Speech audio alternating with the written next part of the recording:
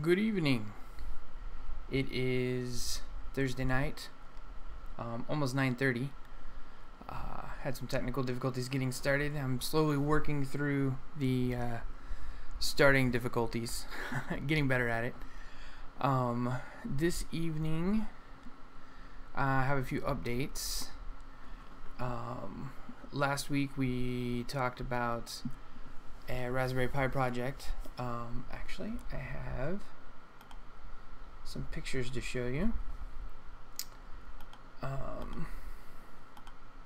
before we get into the good stuff this evening. Let's see here if I can pull this up. We had talked about a Raspberry Pi project I was working on to get these two eyes in my window, and that was actually a success. Let me switch this here. And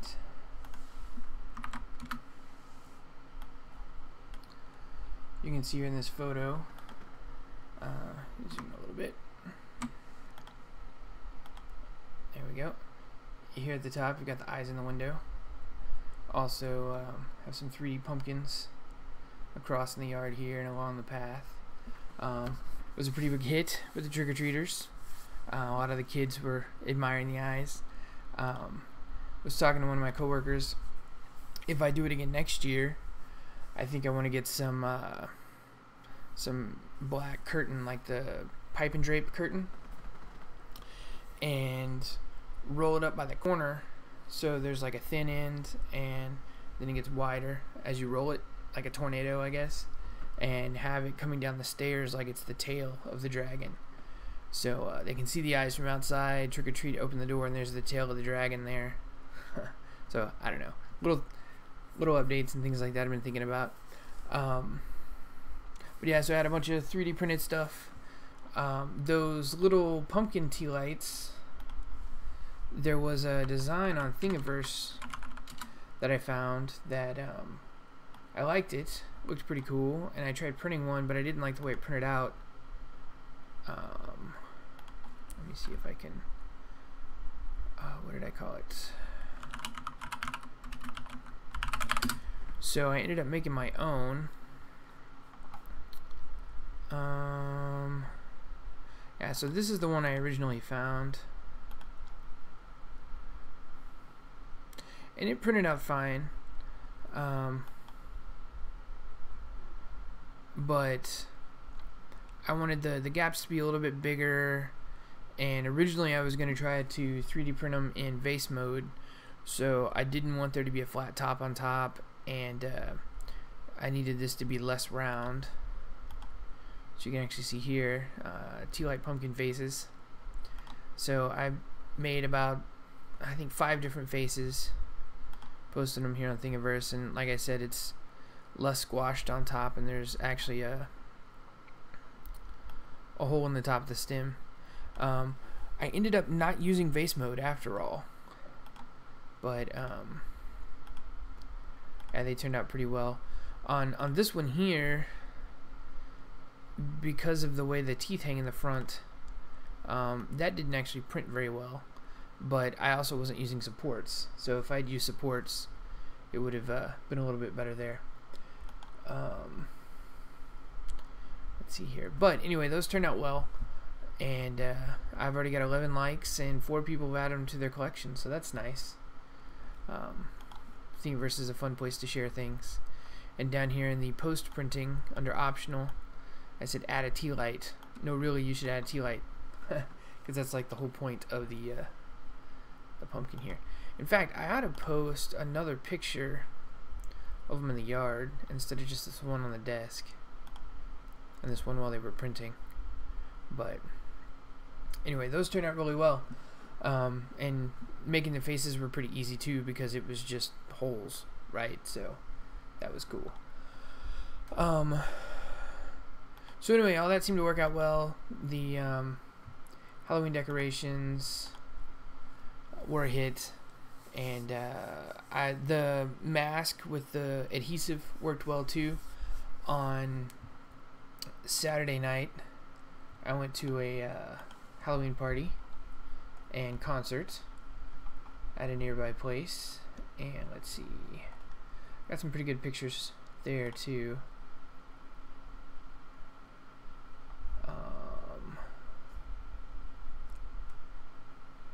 Let's see, here's one, maybe, there we go. So this is my friend Dave. He plays in one of the bands that played that night. Oops, let me get myself out of the way.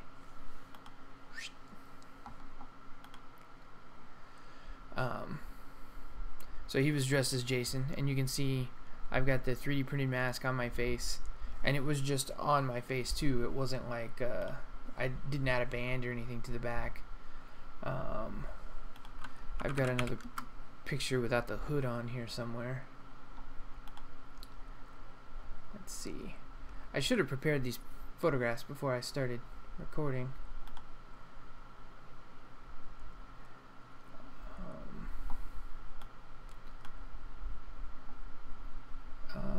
And maybe. Let's see if I found the picture. Yeah, here we go. So here's a picture with the with the mask. It's just glued on my face. The guy I talked to at the costume store had said to be careful not to get into my hair, and if I was gonna put it like on my face, I'd probably need to shave part of my beard or whatever. But he didn't, understand the shape or size of the mask. So I did have glue on, or not glue, but the adhesive on the sides of my face here and below my eyes and across the brow. So that stuck very well. So that was nice. Tiger says your audience is very accepting. So that was a lot of fun, and there was some good music that night too. A couple of different friends are in some different bands and they were playing.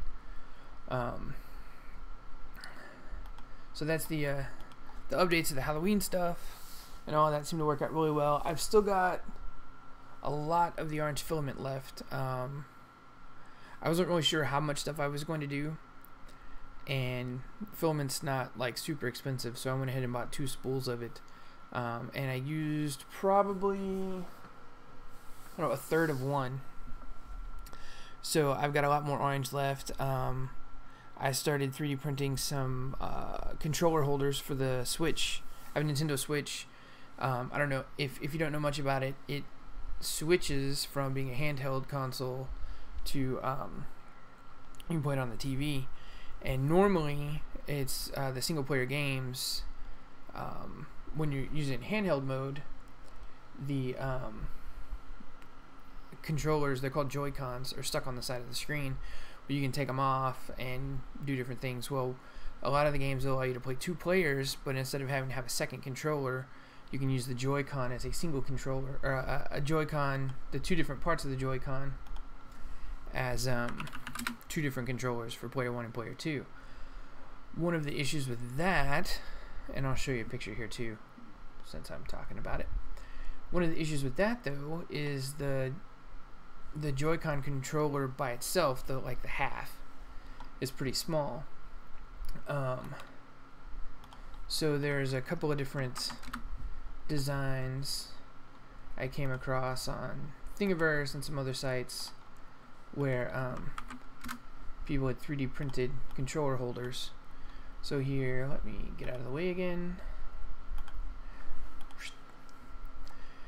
You can see here the Joy-Con controller is small, and it comes with a red one, and well, my Switch I bought came with a red one and a blue one.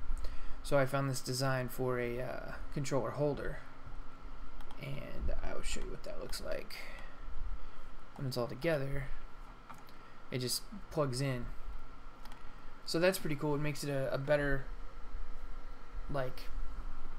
grip for larger hands, because as you can see, the little joystick and the buttons are pretty close together, so it's a tight hold.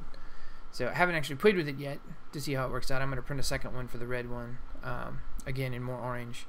And I don't know if you can tell here in this print, but there's a lot of gaps here. I should have done more solid layers at the top, but it's fine. And that design I actually found on Thingiverse as well, so I can post that in the comments or on the description. There were 4 or 5 different designs that I looked at, but this one I think looked the best and felt the best. Let's see.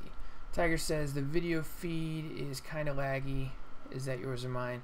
It's probably my side. I've been having some connection speed issues recently, and I'm doing everything on the same computer here too, with the streaming and whatever the project is going on. So I'm actually looking into building a second computer specifically for streaming to send all the stuff through. I don't know, we'll see how that goes. Let's see if there's anything I can adjust here. No, everything looks okay. How does the audio sound? This is the second time using the Blue Snowball, and I can't really tell if it's loud enough or if there's any extra ambient noise or anything. Let's see. And I'm still using my cell phone as the main camera here, and I've been having some trouble with it recently too. I'm looking at getting a new one so that I don't know, it seems like whenever my phone updated to Android 8, it started having some issues slowing down and things like that, but that's how things go, right? Technology continues on, leaving the old stuff behind. Alright, well, anyway, let me know how the audio sounds as we're going along here, and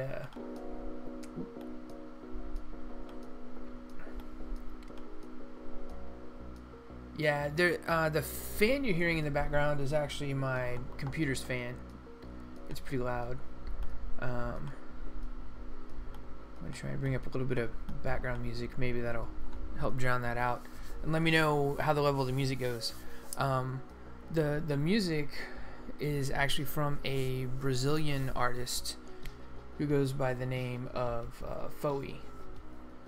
And he was kind enough to support the stream here by allowing me to use his music in the live streams and in videos and whatever. So our first channel supporter. You can find him on Twitter, twitter.com/Foewi, F-O-E-W-I, and there's a link to his SoundCloud account there. So definitely check him out. He's got some cool stuff. Tiger says no lag on the sound, just the mouth doesn't move sometimes. Fine. It's not so much about my pretty face as it is my beautiful voice. So, and hopefully that didn't just make everybody leave the stream. But Tiger says it sounds good. Cool. So anyway, I see we have 2 viewers. So whoever else is out there lurking with Tiger, feel free to say hi, jump in if you have any questions, comments, or whatever. The title of this episode is Writing Code with Code. I have a product I'm going to be releasing soon. It's a website geared towards internet marketers. I'll give you a quick little tour. So this is link offer, and it's the subheading here is HTML offer page hosting. And here's the overview. Do you have an offer page? Link offer allows you to host HTML files and images for your offer page without having to pay a monthly hosting contract. Just create your file, upload it, and send traffic. And then there's the various, selling points. I don't have a demo video yet. I need to make one of those soon. Right now there's just this demo video. And then the contact form. So, let's see here. Tiger says, are you going to talk about the Halloween eyes? Well, what's to talk about exactly? It was a pretty big hit. The ended up last episode, stopped the episode whenever the application installation process says it was going to take another 25 minutes or whatever, and it was already midnight. As soon as I cut off the stream, it actually finished, and then it just worked, which was nice. So there wasn't any additional steps after that for the default eyeball animations. I did decide to the way the tutorial worked. Let's see, I can bring it back up. Adafruit snake eyes. The way the tutorial worked, using the customized hardware. Let's see, let me go to the single page view. It came, there are two different video streams, and each eye, they move together, but they look differently because, you know, like the corners of the eye on the inside, if I had two left eyes, it would look weird, right? Because it kind of tapers differently on the inside versus the outside, so it's more of a mirror, but then the eyes still move together. So, whoops, yep, out of the way. So in the original tutorial, there was this extra piece of hardware that these displays connected to that did that. Now I didn't have the extra hardware and didn't want the small displays. I ended up using the section for just for software. Now in their demo, they have these fancy world eye monitors, which are spheres, which are pretty cool. Or I guess it's hemispherical displays. But it was just HDMI out, and the setting for that was this like Cyclops eye, so that there was no design to it of being a left eye or a right eye from the angle of the lids. So here they used an HDMI splitter to go to two different of those hemispherical displays. I literally did the same thing, just going to two TVs.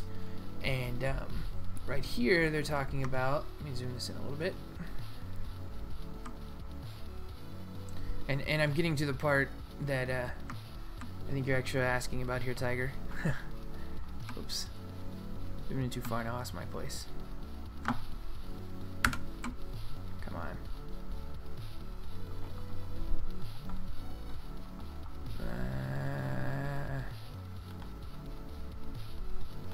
Just using software. Okay, here we go. So, like I was talking about here, when it's two different eyes, you can see the shape is different of this. Well, sorry. So these are some SVG drawings that are used to calculate the movement of the blinking and the iris dilation and all that. So you can see here on the one on the left, it's shaped differently because this would be an eye that is either a left eye or a right eye, and that was for the fancy TFT or OLED little tiny displays with the extra hardware. With the HDMI out, which is what I was using, it just had this sort of Cyclops eye where the lenses were circular, they didn't go to a corner. So that was cool, but I didn't like just the regular like human shaped eye, right, like these here with the round iris and all that kind of stuff. So in a different section, yeah, up here, let's see, where did the other, right, must be customizing the look. Ah, here we go. This image is the one that I was trying to get to. See if I can see just the image. Yeah. Okay, so this image is showing the original like left eye, right eye drawing here, and you can see there's the upper lid open, upper lid closed, upper lid edge, lower lid open, lower lid closed, lower lid edge. So these are all the different lines that the software uses to determine where the video, how the video is being rendered. So if there's going to be a blink, it's the like layer or whatever is going to move from the upper lid open position to the upper lid closed position, and then back to the upper lid open position. Same with the bottom, right? So blinking. And then with the pupil, there was the pupil minimum and the pupil maximum, so that it could like look like it was focusing at different points or whatever with a different amount of light with the dilation. So what I ended up doing, there was another image file inside the software that was a dragon eye, but it was only the left and right. So I used the dragon eye's iris and put it inside the cyclops eye's eyelids, and then adjusted the further up, adjusted the color of the iris color here a little bit, and then there was already a different sclera that was darker. So a little bit of tweaking. It wasn't too difficult since it was using the SVG, and that was really cool because I just opened it up in Illustrator and moved some lines around, and then copied and pasted some other lines or paths, I guess technically, because they're SVG paths. Once that was done, hey Sajesh is joining us here. Once that was done, since it was on the Raspberry Pi and I was SSH'd into it, and SVG is actually just text format, right? I was able to copy and paste the text over there pretty easily instead of actually transferring files and stuff. So that worked out. There's a little bit of customization there at the end that I didn't get recorded, but it wasn't too bad, and pretty much followed the information they had for the customizing the look section of the tutorial here. So that was the biggest part of the change there with the graphics, but otherwise it all worked out pretty well. Now initially I had ordered an HDMI splitter, but the description on Amazon was incorrect, and it turned out to be an HDMI switcher. So one went in, two came out. I pushed the button, but it would switch between on and off, and obviously that wasn't cool because then I didn't have two eyes. So then I ordered a new one from Amazon, a different one from Amazon, and it came and it worked, but I had trouble at first because the so the two TVs I was using are the same make and model, and I got them from a friend who got them on like a Black Friday deal a few years back. And even though they're supposed to be the same make and model, looking at the back panel, it's a little bit different because the way that the ports are lined up are differently. So one of them has two HDMI ports, and then a USB port, and some other stuff. The other one has one HDMI port and USB port, and the other HDMI ports on the side. So even if they're the same make and model, there's got to be something different inside in the board or whatever. So clearly these were not the same, exact same TVs. So then I was doing a bunch of research, spent about 3 hours on Sunday night, I guess, trying to figure out why. Because whenever I had the Raspberry Pi hooked up to the HDMI splitter and it go into the two TVs, it would only ever work on whichever TV was plugged into the first port. So I thought maybe the splitter was bad or had some bad cables or whatever. I was doing a bunch of different troubleshooting. Eventually I hooked up the Nintendo Switch to the splitter, and it worked on both TVs. So it had to be something with the Raspberry Pi. Well, the Raspberry Pi has a config file. config, and there's a bunch of documentation about it, but a lot of it is either confusing or not necessarily well explained. So I was digging through all these video option things, and eventually I came across this section here about EDID. Now, EDID is interesting because it's basically what does it stand for?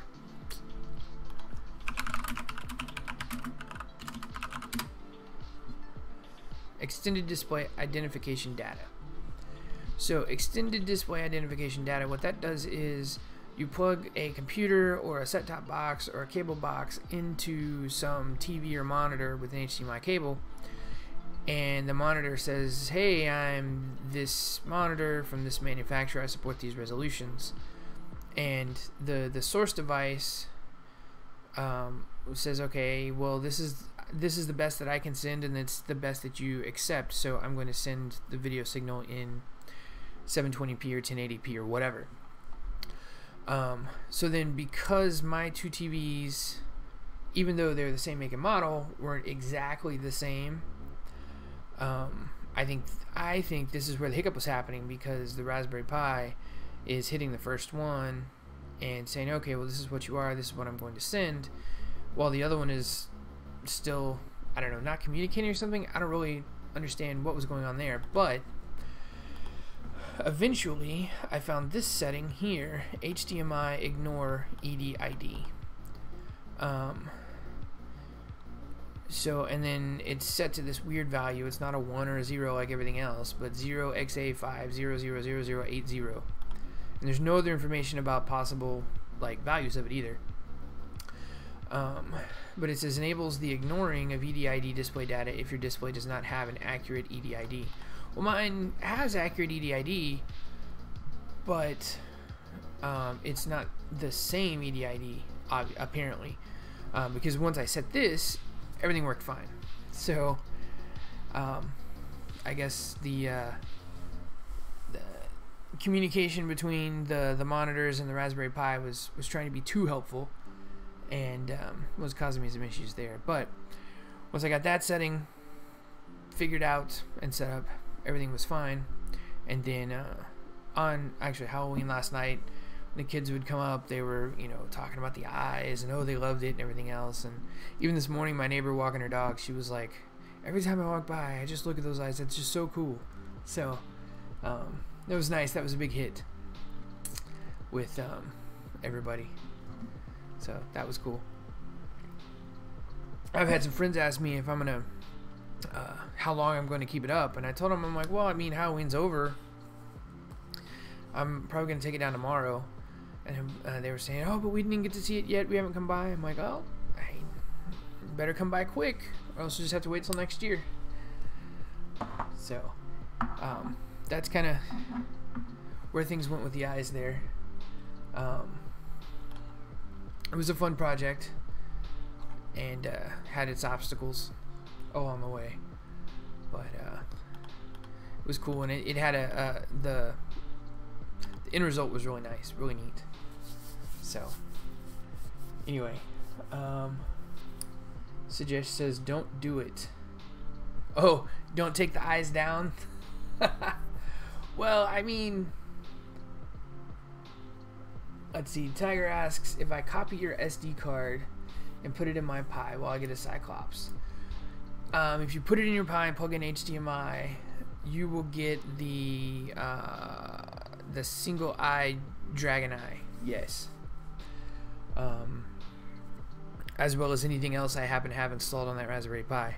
I think I have a WordPress website on there. Let me see if that's the one.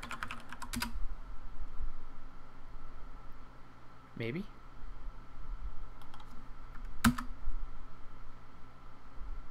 Oh, yeah. That's where I have a local WordPress website installed on there too, with some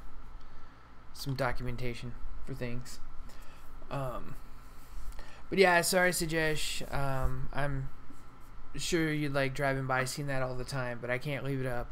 First of all, it's in the guest room, so if we had guests staying over, that really wouldn't work out. But you know, you got to keep the novelty as well. If it's there all the time, then nobody's gonna notice anymore, right? Let's see, Tiger, I can look at cloning the SD card as well if you don't want to do the work for it. We can talk about that. I can burn a copy of it. And Sujesh sends a frowny face. Sorry, man. You know, we can always go bigger and better next year, and who knows what we can come up with for Christmas, you know. So Tiger says he'd love to have an eye in the classroom for a while. Oh, that'd be pretty cool. Yeah. So I'm sure we can work that out. I can get you a copy of it. So anyway, this evening's topic, writing code with code. So I've got this product I'm going to be releasing soon. It's geared towards internet marketers who maybe have there's this content called PLR content. It's private label rights. You can, so like, suppose I create a online course about using Photoshop, or a video course using Photoshop, and then instead of just offering the course, I can actually sell that course to 100 people and give them the rights to rebrand it, relabel it, whatever, and then they sell it as their own. So it's private label rights. So there's a lot of PLR products out there that people that are getting started in internet marketing can purchase and start learning how to do the marketing of the products and stuff. And a lot of those come with a sales page and some images, and starting out, these people may not understand how like web hosting works and you know, serving websites and all that kind of stuff, or you know, even not necessarily starting out, but later on, you just may have so many of these things that it's hard to keep track of what files are where and where the different things are hosted. So I came up with this idea for this website, Link Offer, this application, and basically it hosts some HTML files and image files, and then there's some other like security stuff and all that going on. Let me log in here if I can remember my password.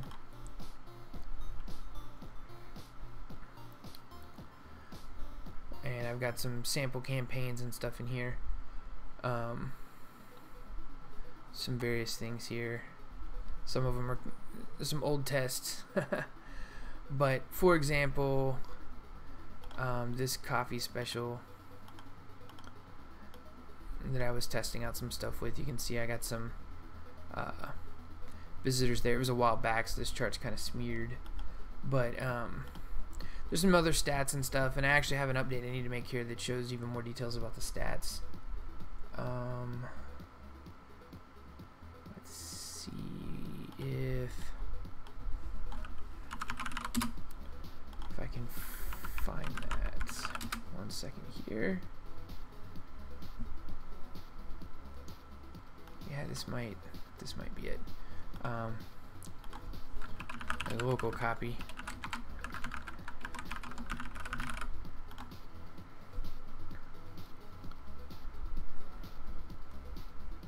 Maybe.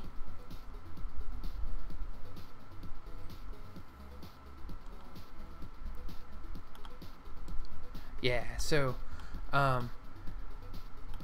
just like before, the chart. I don't know why the tab is so small there, or the dialog. There we go. Okay. Go back a year. So like I said, this is kind of smeared because it's not really meant for a large amount of data date-wise, but you can see there were, you know, about 70 hits when I was testing this, but there's some demographics information. 85 hits from the US, 1 from the UK. Most of them were from Texas. Second was Florida, then Oklahoma, then New Jersey. Shows here most of the hits were from Dallas, Texas, and then St. Petersburg, Florida. The majority were from desktops or laptops. There was a few from phones. And then which hours were the most active. So like here, 1 a.m. 19 of the hits were at 1 a.m. 11 of the hits were at 4 a.m. I'll have to look at that. I'm not sure if that's skewed to UTC time or not. If so, that would mean this was actually what, for usually -5, so this would be like, what would that be, 8 p.m.? And this would be 11 p.m. So yeah, it is probably UTC time. But anyway, this is good information to have if you're running a promotion and say you're like, it's some promotion for Florida, but selling pineapples, some coupon for selling pineapples, and you're targeting Florida because that's where the store's at, but the majority of the hits are coming from Texas, you're not going to make as many sales. So maybe something about whatever advertising is being run needs to be adjusted because it's targeting the wrong state. So just these kind of demographics thing. Now, as far as the actual files go, let's see that one. So we've got a name, it's active, link security is another setting, default security stuff. There's one HTML file and one image file. And the way this works,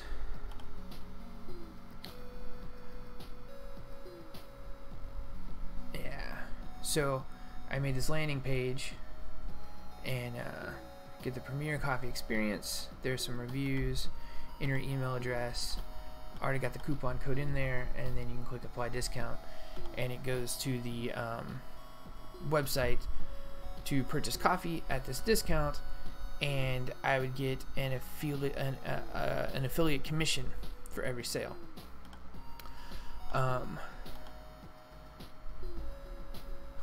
And as you can see, that counted as a click most recently, today, on the charts here.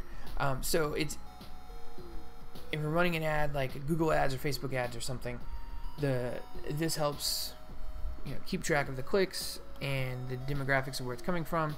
You can see it was one in the United States, in Spring, Texas. That's where I'm at. Yeah, it says 4 a.m., so this must be UTC time, logging is UTC, but I need to make a note of that so I can fix that later. And to add a campaign, add a name, and there's actually two different types, either an HTML file or just a direct link redirect. So if I make a test campaign, and let's say I'm just going to send directly to a link like artsupplyguide.com, which is one of my websites we've talked about before, right? So a status is active, and there's the URL, so that's all good. If I copy this link, come paste it over here. Now this is going to, it would be linkoffer.net/whatever, and that's actually going to redirect to, this is redirecting, Art Supply Guide.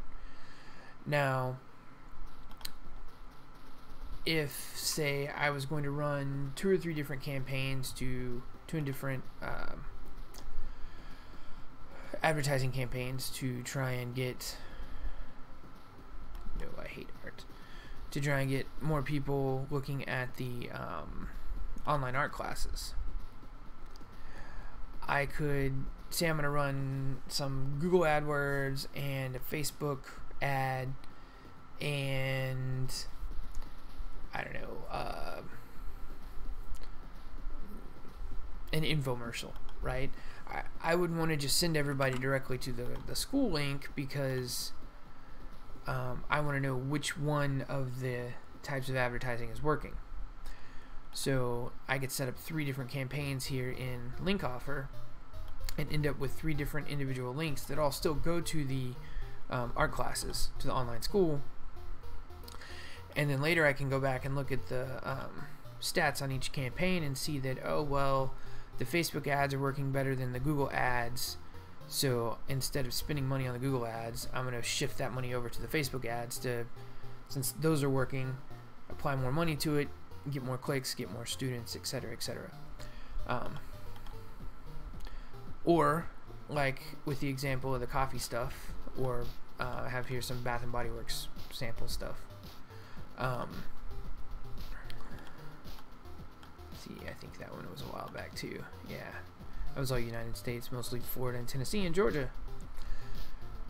But if not just for tracking ad campaigns with using the links, could also set up these landing pages. And the way that would work, so test campaign 2, whoops, can't spell, and the campaign type is HTML file.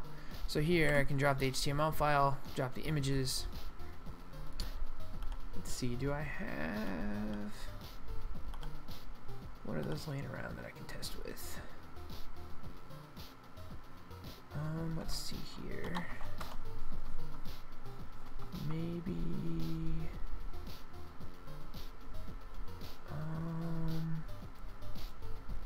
well, I don't see one here initially. Wait, what is this? Would this work? Nope. Well, I don't see one here initially, but anyway, it's possible to do that like I did with the coffee special one, where it's some images and an HTML page. So what does this have to do with writing code with code?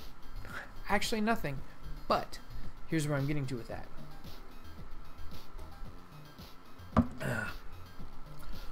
When I launch this, one of the things I want to also offer is a way to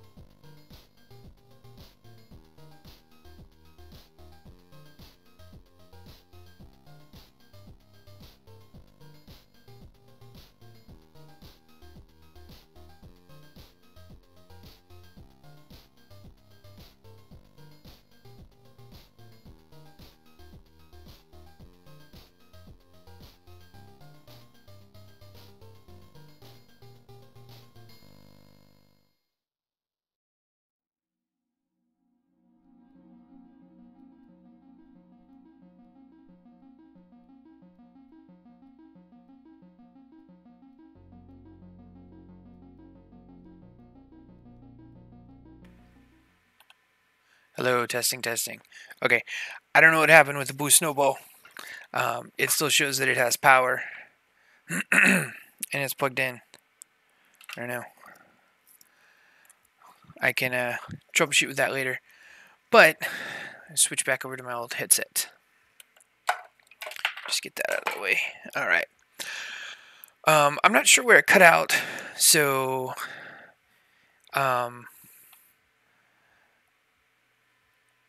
let's assume here that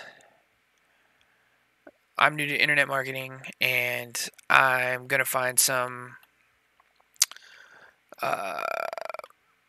product I'm going to sell as an affiliate, and say it's in the weight loss niche. So I'm going to have some sales page, and I'm going to send traffic to it.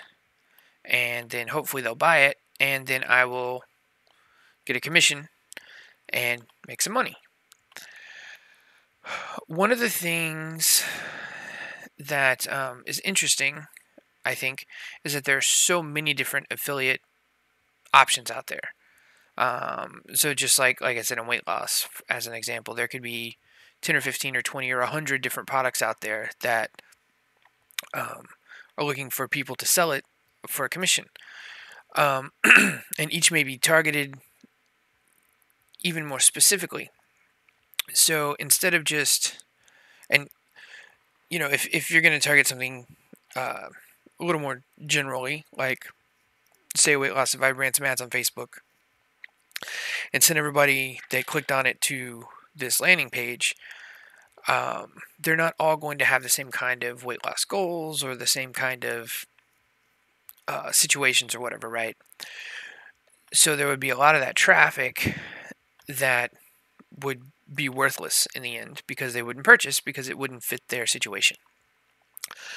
But what if, so we're sending all this traffic to this page, and instead of immediately going to the offer, and instead of only finding one offer, what if there were 3 different offers? Let's see here. I'm going to make these different colors. So let's say there were 3 different offers, and each one was a little bit different. Still about weight loss, or whatever, aquaponics or guns or whatever, right? So now instead of all the traffic just going to one page that may not necessarily be of interest to everybody, now I send all the traffic to one page that then says, give some options, right? Give some buttons. And using, again, just weight loss as an example, let's say there's like, this one says, there'd be some question, right? Like, which describes your goals. And then there's these 3 buttons, and this one would be something like, I want to lose weight by dieting. And again, I'm just like tossing some example out here to explain the concept behind what I'm trying to do here, right? So this button says I want to lose weight by dieting. This next one is maybe I want to lose weight by working out, right? And this third one is I want to lose weight by taking supplements. So these are 3 total different groups of people that may click on some banner ad on Facebook that says, hey, want to lose weight? Click here to find out more. So then these people come along, and let's say this guy is interested in that. These 2 are interested in that. This person's interested in that. So they're going to, take this path through to this landing page. These 2 people will click on this button and end up with this affiliate offer. And this person would click this button and with this affiliate offer. So with one ad, getting people to come to this page where they then further segregate themselves they get the offer that's best for them. Now, suppose, again, if I didn't have this, and all 4 of these people came to a landing page about wanting to lose weight by dieting, only one of the 4 would actually click through, and it would only be one sale. So my idea is having a page, gives a question, gives 3 options. Each of those options go off to a different affiliate program. So no matter which one they buy, the internet marketer gets a commission, and 4 commissions are better than 1, right? Because it means more money. So this is kind of the overall idea. Right now, as it stands with link offer, if you have a offer, you can put up this page and it's going to go to the offer, right? But what I want to do is write some code that writes code that will allow you, or allow the user, right, to type in the question, type in what the buttons are supposed to be, and then put in the links that those are supposed to go to all on a single page. So like they fill out a form, click a button, it saves an HTML file, and then they upload that HTML file into LinkOffer, and then once they run the ad and the people click on the ad, they come to this page, which then sends them to wherever is most appropriate for them. So hopefully I'm explaining that in a way that makes sense. Please let me know if you get what I'm saying. Tiger, Sajesh, anybody else that's watching here. I'm going to make a list here of sort of the ideas of what I want to happen here. So first of all, I think you can choose a background image. You know, much like my coffee example, if I didn't have this background image here, it would be kind of boring. And you know, it's got the beans and it's the different focus as the image goes out and all that kind of stuff. It's interesting, and it makes you think of coffee. You know, you smell the roasting and all that kind of stuff. Tiger says you explained it well using the graphics. Thank you. So anyway, I think a background image is important. Next, need to enter a question, right? A question or a title. Then I think and pick how many affiliate offers.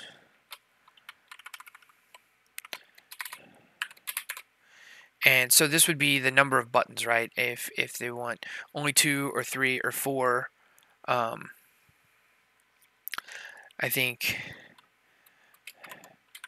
at least 2, no more than 5. I don't know.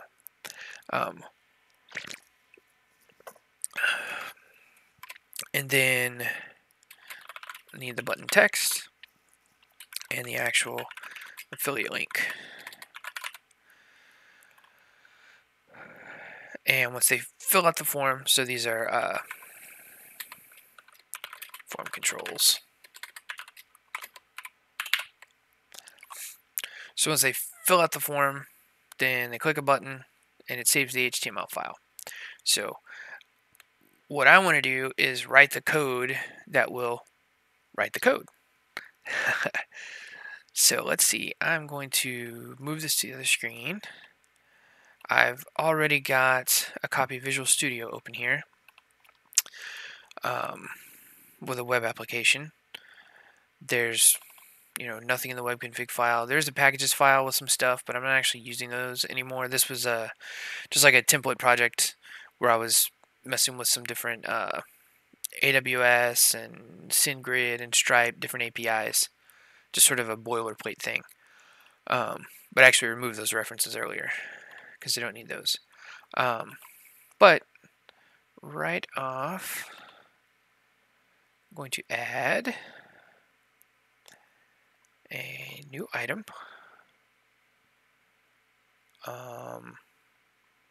No, not a TypeScript file.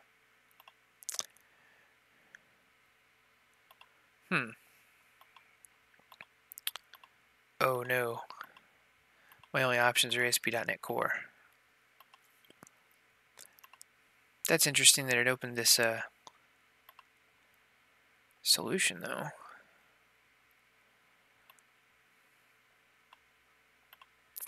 Well, let's see here. If I've got...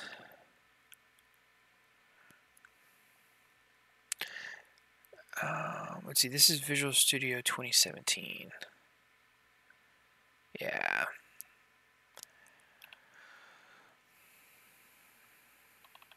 I was using Visual Studio 2013 and upgraded recently to 2017. And then, I don't know, like, my Visual Studio 2013 license expired or something weird. I don't know. But I can... Let's see, I can copy some files over real quick. Maybe. Let's see here.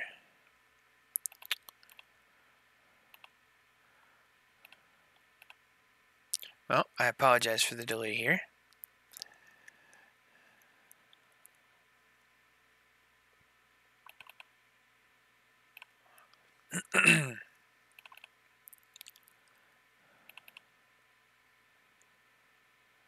Do I have... No. I'm not sure why Visual Studio 2017 won't let me add a new page. You know, I've got the internet. Let's go to Google and see. I swear there's always something that's not going to work right. Let's see. Visual Studio 2017 web application add SPX page. Tiger says he's heading to bed. Good night, Tiger. I'll chat with you later about the eye stuff. Let's see. Yeah, I was going to say that's for Visual Studio 2010.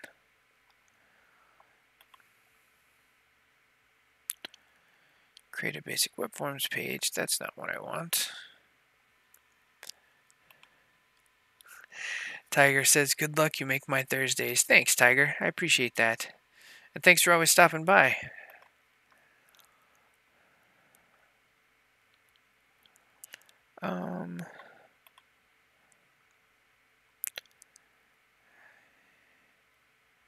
Visual Studio Web Templates group. I didn't see anything like that. Let's see, SP.net. How about online?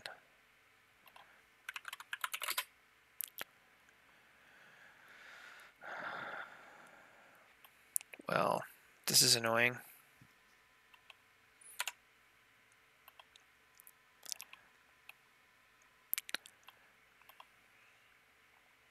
Yeah, this is Visual Studio 2013 as well. And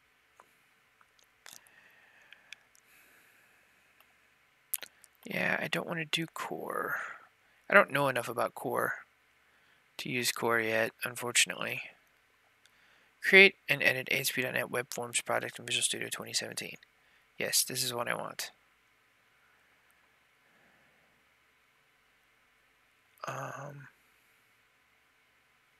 Okay, well, let me just close this and start a new solution, I guess. Try and follow this. It says there's images. ASP.NET Web Application. Alright. It says new project, Visual C# Web, ASP.NET Web Application. We'll try it. New project,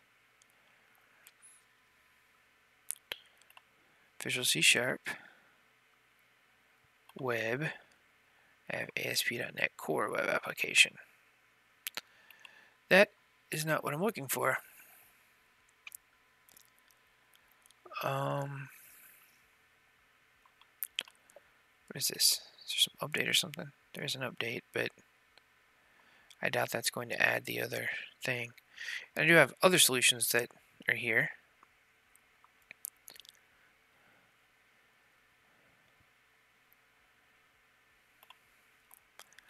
Let's see, ASP.NET Web application.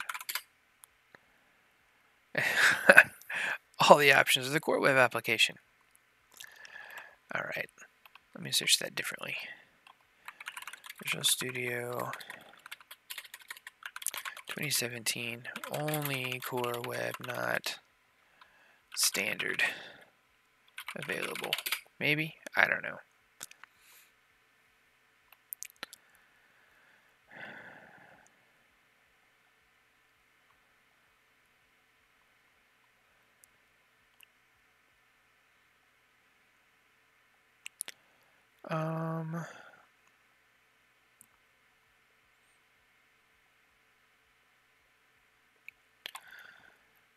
Let's see, is this an Express version? I'm not even sure what version I'm using here, besides 2017. Is Visual Studio Community, okay. .NET Web Tools, ASP.NET Core Razor.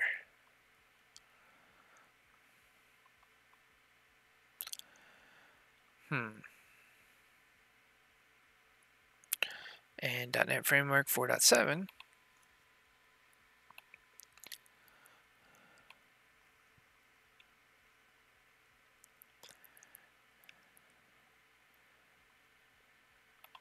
Alright, let's see this one. Updated version for Visual Studio 2017 can be found here. Alright, try this. I don't want a standard library.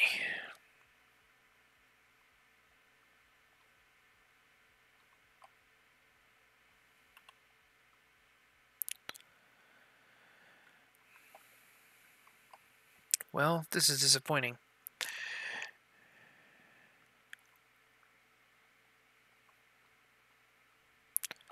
Yeah, I don't want to convert a portable class to a standard library class.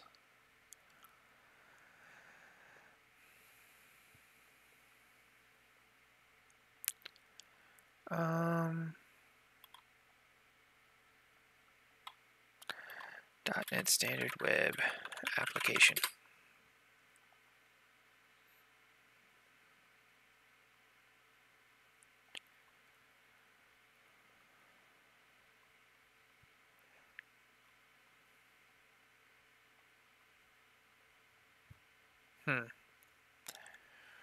Well, I'm gonna keep searching for this.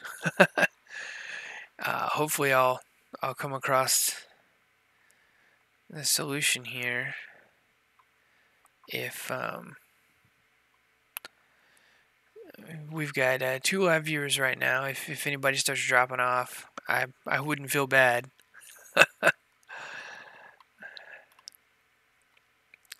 Because I straight up don't have ASP.NET Web Application.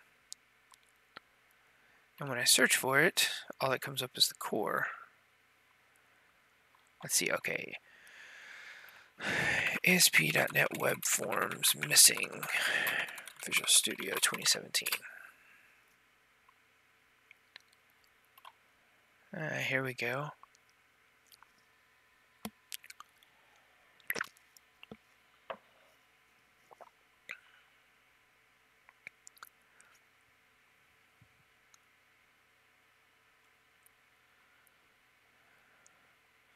It was hidden under web application. This was in February. Alright. This feels like the same steps, but I'll give it a shot. It says here, File, New, Project, Visual C#, Web, ASP.NET, Web Application. I only have core.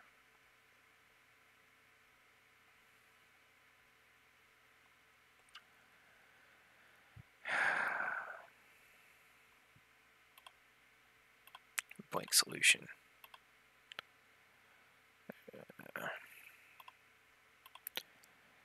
Those are all class libraries.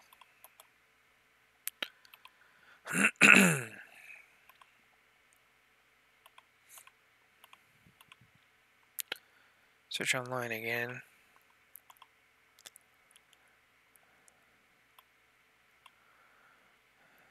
You know, this is one of the problems with not moving as fast as technology does. I'm not saying it's a problem that the technology moved. I'm saying it's a problem that I haven't continued to move with it either. As fast as it's moving anyway.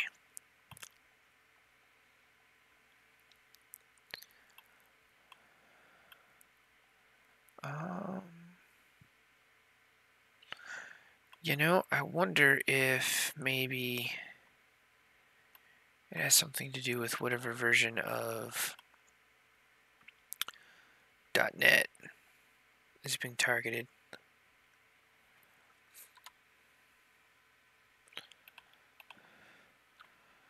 Visual Studio 2017 change targeted .NET version.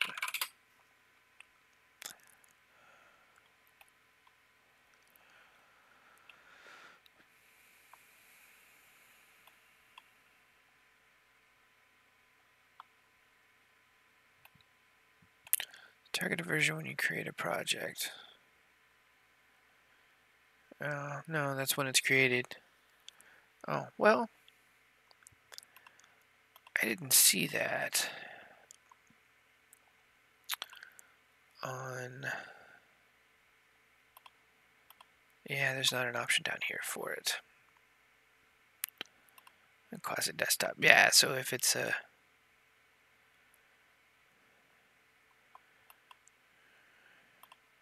one of the older ones, apparently. There's an option.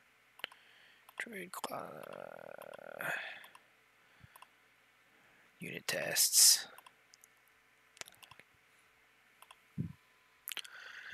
So just says, try creating core web app.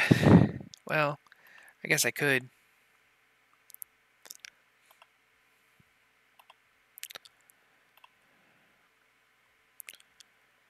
And I guess just web application.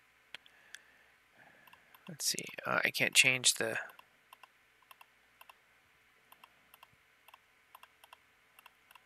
There's just .NET Core and ASP.NET Core. Let me go back. Go to web. Oh, there's .NET Framework. But it's still just ASP.NET Core 2.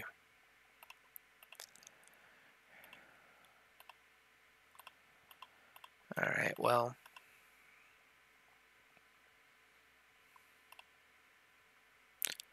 Core Razor pages.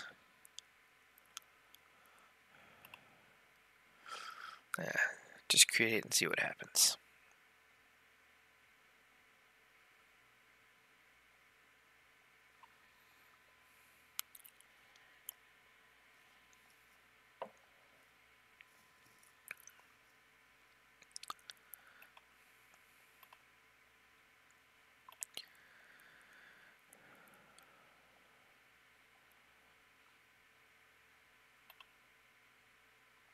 Yeah, it's the CSHTML files.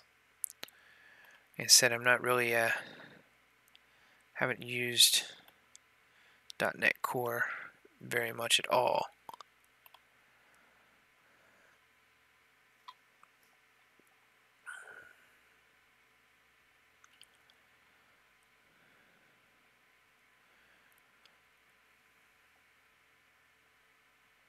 The different views and models and whatever.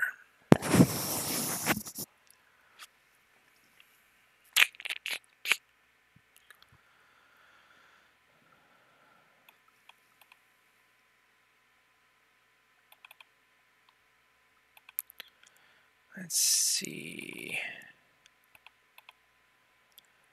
Check one more thing here.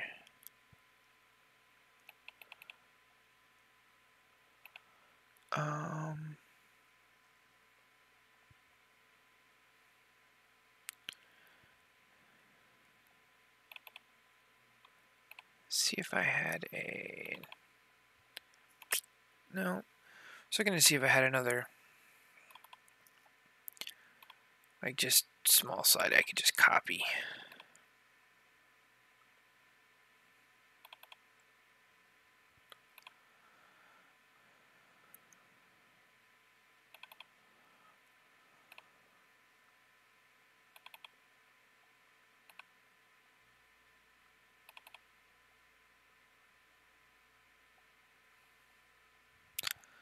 I have a bunch of console applications. That's not going to help.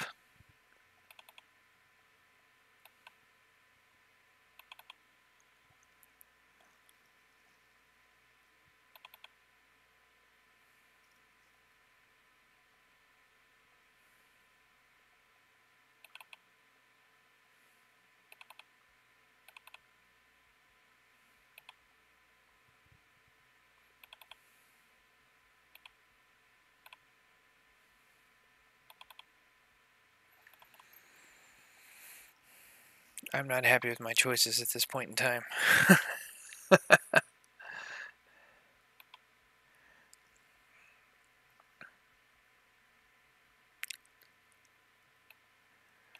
Oh, man.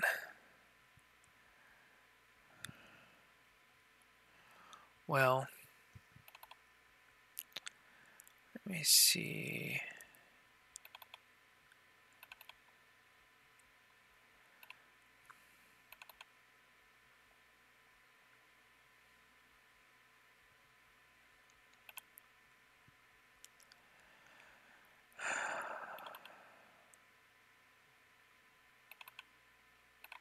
I don't know. I seem to have misplaced some other project files too.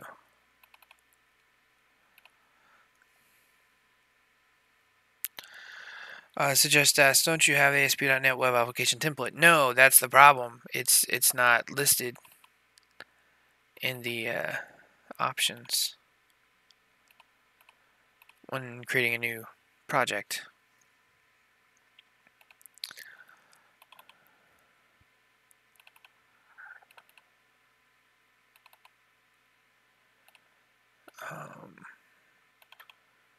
We can do...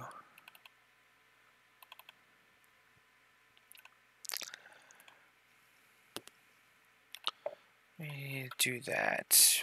Visual Studio 2017. Missing Web Application Template.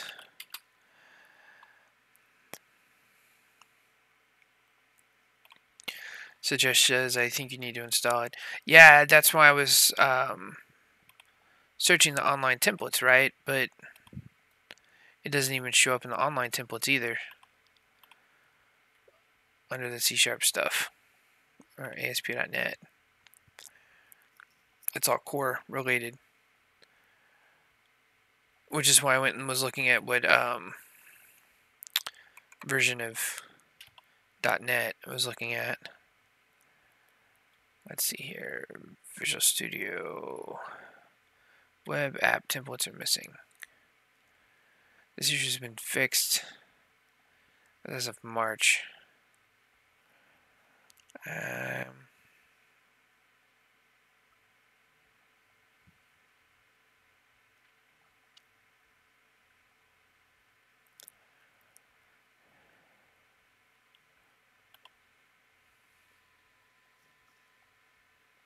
it just says need to use installer.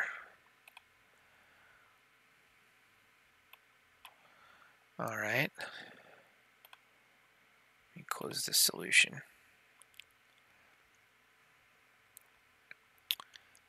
And let's see.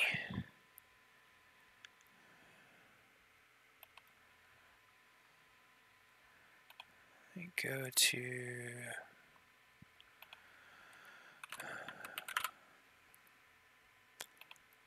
programs. Oh yeah, it just says go to programs and features.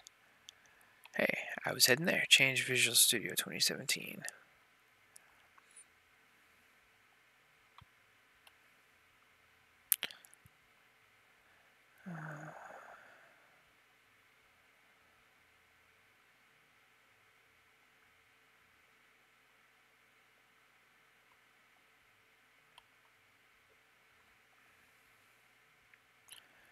I don't actually see Visual Studio.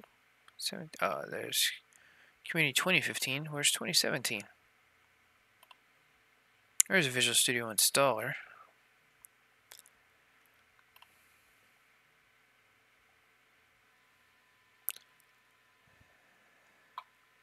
Let's see what that one will do. That looks 2017-ish. Oh, and there's an update.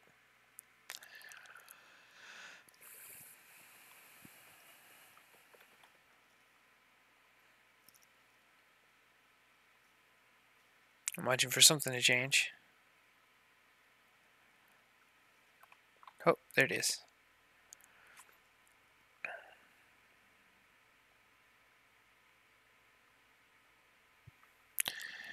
These are the fun times of live streaming with some code and stuff, I guess.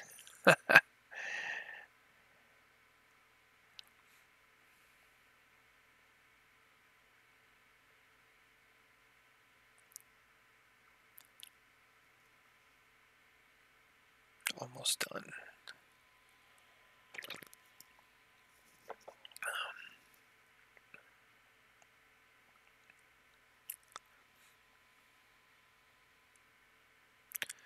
So just says search in programs Visual Studio installer. Yeah, we must. I'm not sure how long of a delay there is this evening.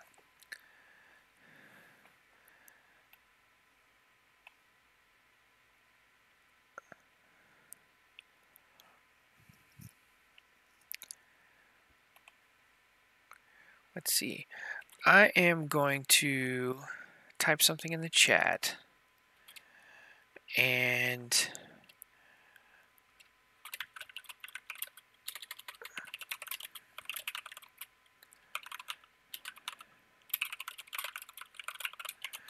so I'm going to ask a question in the chat and then I'm going to say something.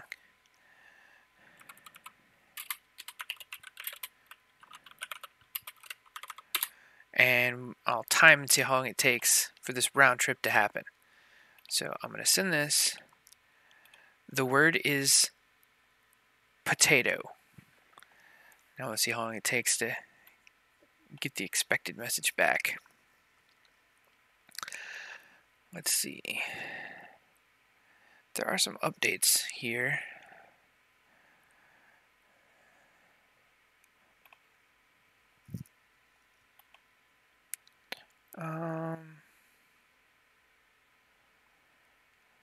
I just may as well run the update here and see what happens. Ooh, okay, so we have about a 35-second delay.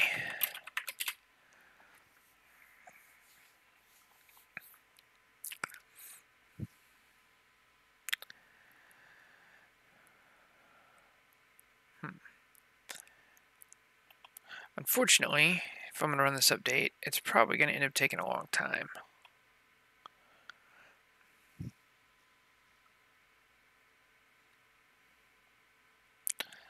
Let's see, what is this marketplace?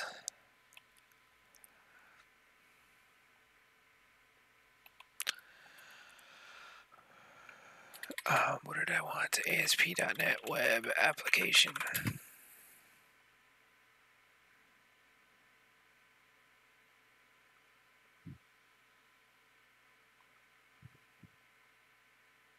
Oh, there's so many things here.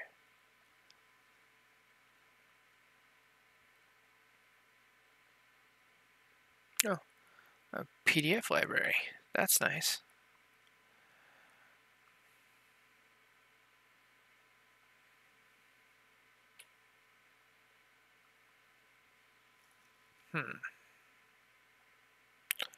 See, is this actually... Oh, it says before we get started...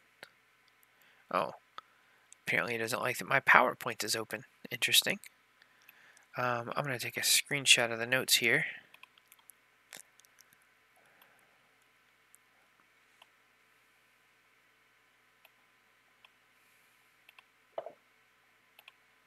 Alright, retry. All right.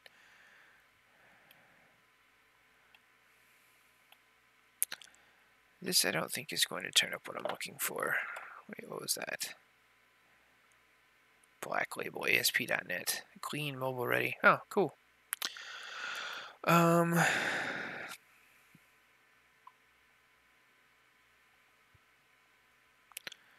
categories. Templates. ASP.NET. Visual Studio 2017. Oh wow, yeah, it's downloading 5.5 gigs.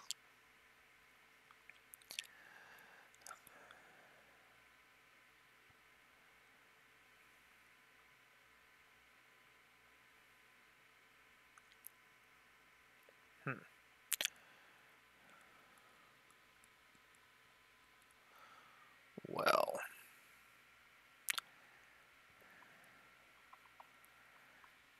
that's not cool. That's going to take a long time. But that's okay. Let me see if, while that's doing that,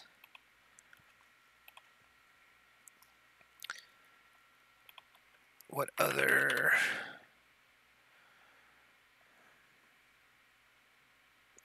Looked like there was a bunch of different versions of Visual Studio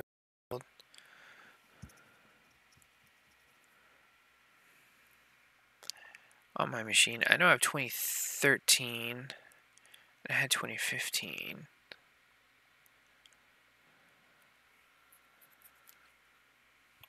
And old Visual Web Developer.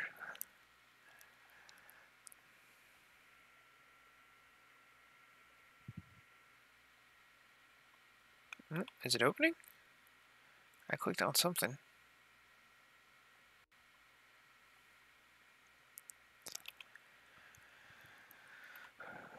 Let's see.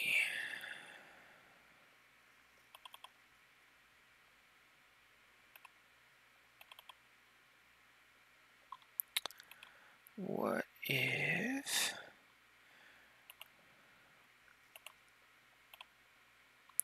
Let me see where I have 2013 installed. Oh, it's just in program files.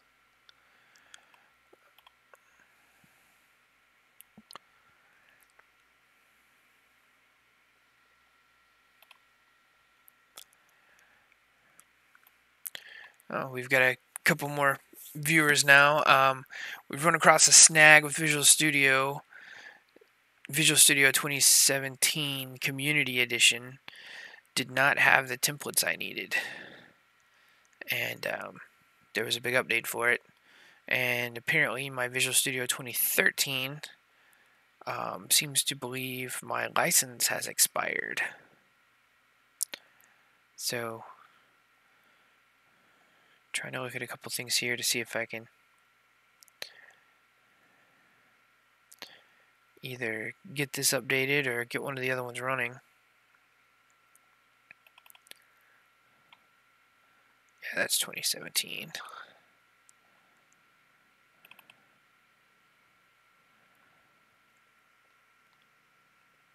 That's community. See if it has any templates.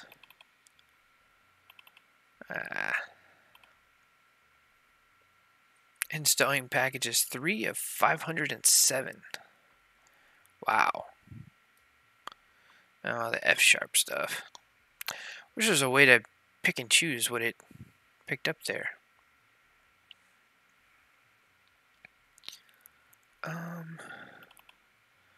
There are some licenses files. I'm not really sure how a Visual Studio license works, especially since log in with a Microsoft account.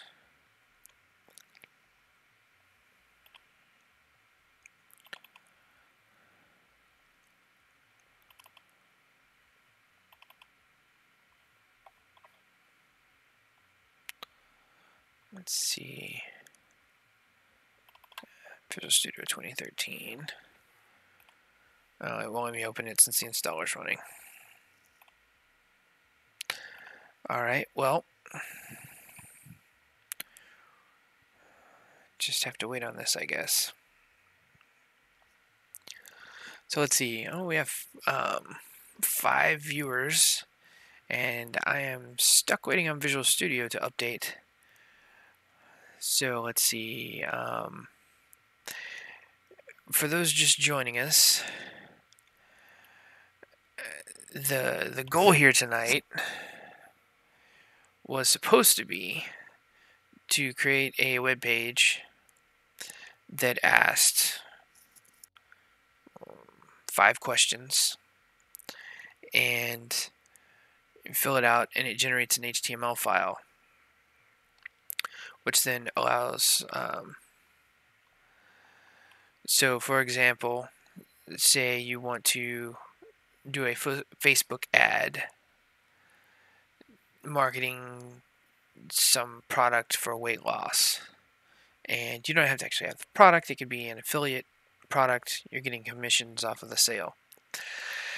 And if you have these 4 people, that's not a 2. I'm saying the word 4. So you have these 4 people click on your link, and your ad is, I want to lose weight by dieting. You're only going to get that 1 click through and the 1 purchase, or the other 3 are not going to follow through. But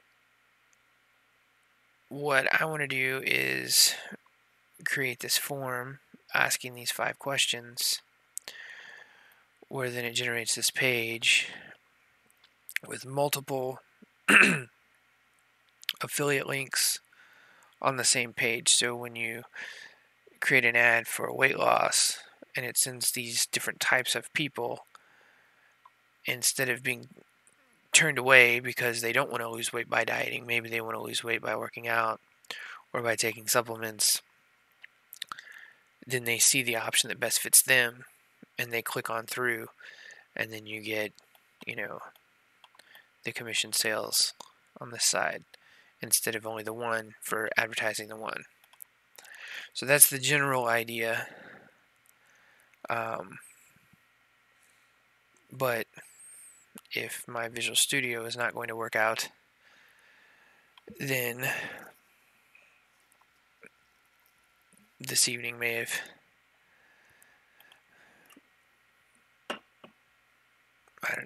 been a little bit of a waste. Let's see, installing package 9 of 507, or 19, now we're at 20. Let's go to some Sumerian stuff, Android, Google USB drivers.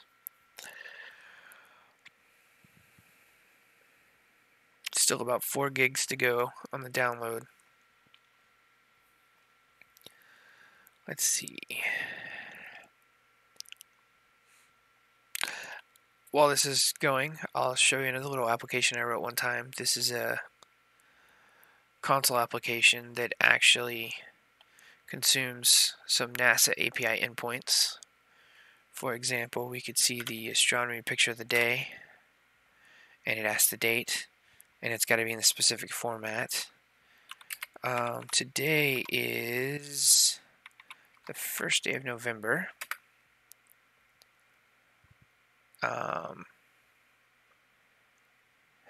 And it crashed. I know there were some issues with that particular API endpoint if there was no date. I'm pretty sure they would have posted one on Halloween. 2018, 10/31. Yeah. So there just wasn't one posted today, I guess. So here is NASA's picture of the day for yesterday. And the title is Are Leporus a Vampire Star? This photo is copyright Martin Poog. And then there's an explanation here. It says better known as Heinz Crimson Star. It's a rare star in the planet Earth's night sky. That is also... Whoops. Had some messages pop up over there. It's also a shocking shade of red. The star's discoverer, 19th century English astronomer John Russell Hind, reported that it appeared in a telescope, quote, like a drop of blood on a black field. Oh, that's intense. It's a good Good picture for Halloween as well. Let's see, it's 1,360 light years away. And it's very cool and highly evolved red giant with extreme abundance of carbon. So that's cool. Let's see, what else? Near Earth objects. And let's just start at page 1. How many results per page? Let's do 25. So this shows near Earth objects. I guess 25 was too many. It kept me at 20. There was something else interesting about this. There we go. There are 3 potentially hazardous near-Earth objects, hazardous to Earth, in this list here. So let's look at number 3. And it opens up the web page for it. And let's see, what is going on with this guy?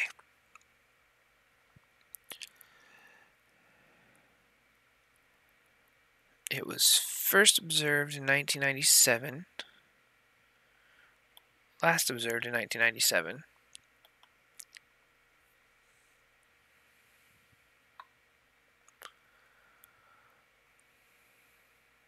Not a lot of information on this here.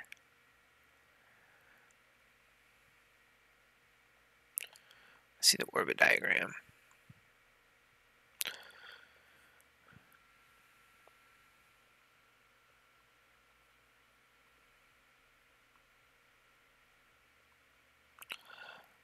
As I say, I'm not sure where this falls, but okay, so here's the solar system. Here's Earth. Okay, so the orbit of this particular near-Earth object actually crosses really close to our orbit of the Sun.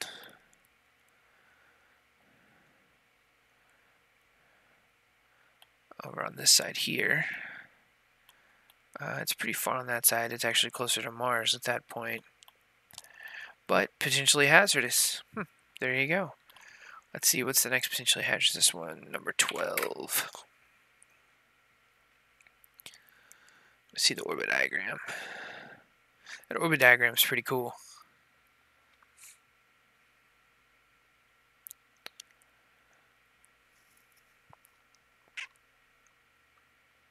Oh yeah, look at that. That's like right. Whew, that's a close one on that side of the orbit.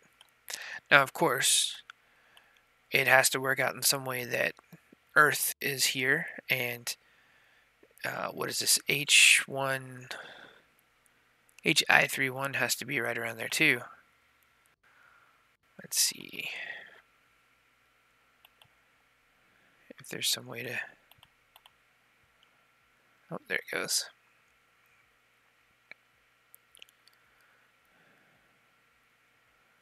Wow, it's ordering pretty quick too.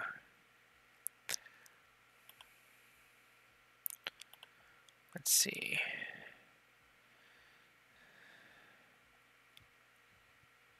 Well, now we're so far in the future. 2083. Well, I guess we'll be okay then. Those little models are neat. Let's see, where are we at? 42% downloaded, 32% installed.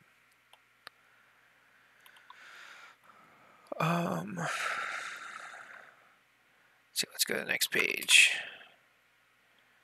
Ooh, some more potentially hazardous ones. Let's see. Those were first seen in 1998, 1999. This must be in year order. 2000, 2001, 2002. Ooh, there was a 2018 that is potentially hazardous. So it was discovered in 2018. In July of 2018. It was last seen last month. Let's see its orbit diagram.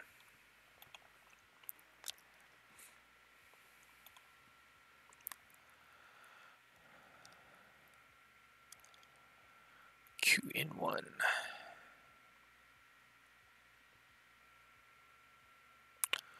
Oh, man.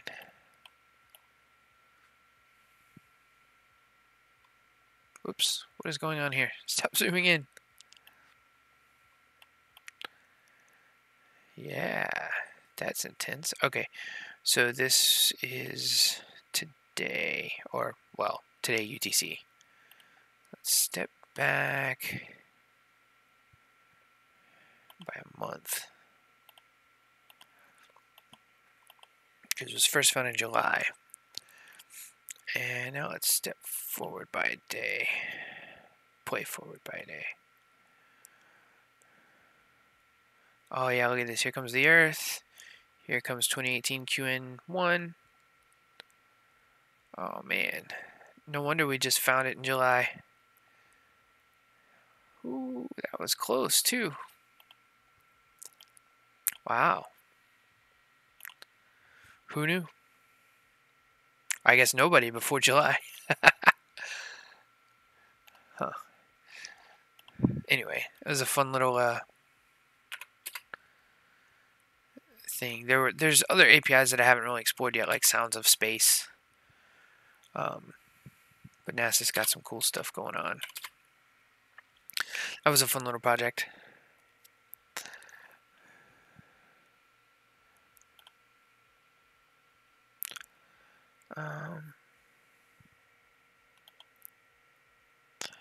Alright, well, we're 51% downloaded, 32% installed. So I guess I can shift gears. I was 3D printing I was showing you earlier the Nintendo Switch Joy-Con holder thing. And I was 3D printing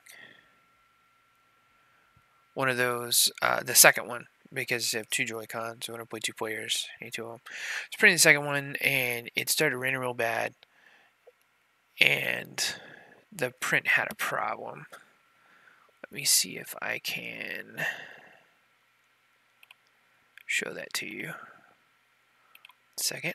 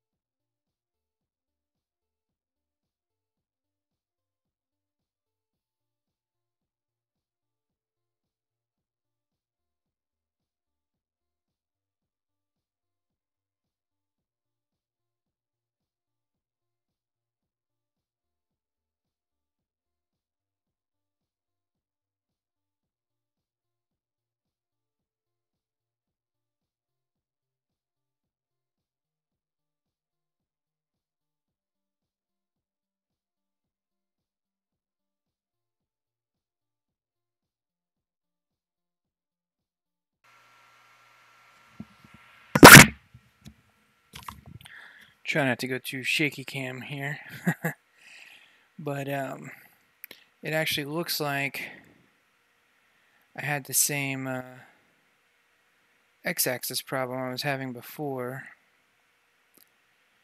where it's going along and the x-axis jumps. But I replaced that wire a couple of weeks ago, which you can see how it kind of stair steps there. This is going to be something I'm going to have to troubleshoot again. It may have just been it had started raining pretty bad, and there may have just been like a power fluctuation or something. I'm not sure. But this was the exact same model I printed previously that I showed you earlier. So hopefully it was just a fluke, and I'll be able to reprint that and it'll all turn out well. Crazy thing is, I just replaced that wire, but again, the cheaper wire that the machine came with, it had been about 350 print hours before it broke down, and just in the past 2 weeks I've done about 200 print hours on the printer. So I don't know, could be some combination thereof, I'm not sure, but anyway, that's a disappointment and something else to look into. But I'm going to clean that off, and I'll try and reprint it again soon. Hang on one second, I'm bringing it back to the desk.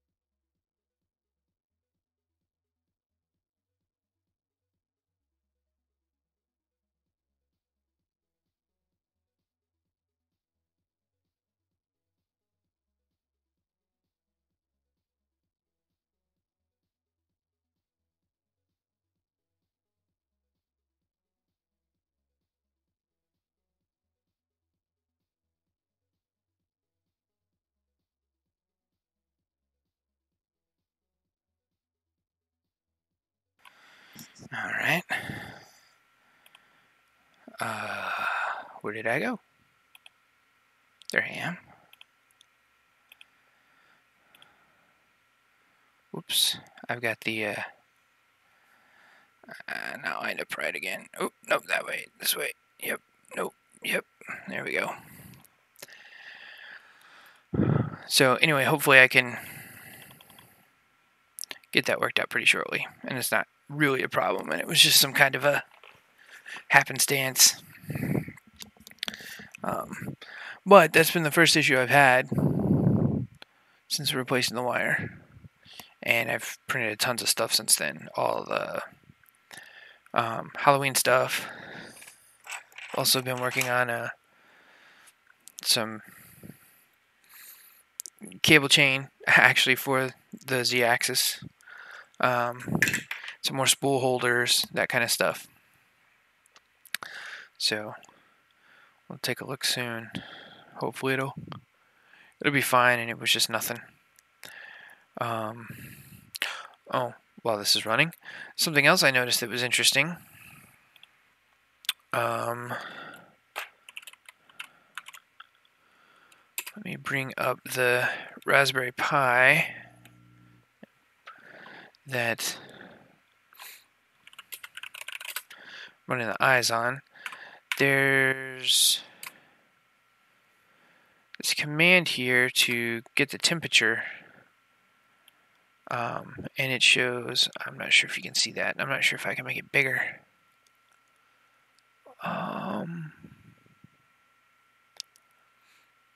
Change settings.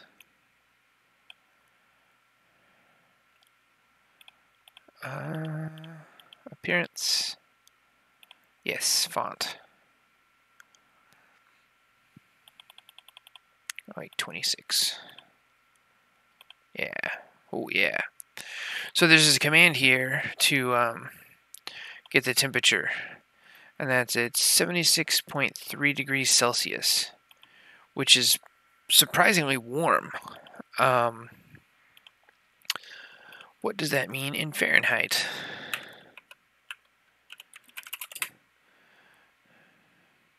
That's 169 degrees Fahrenheit. So that's a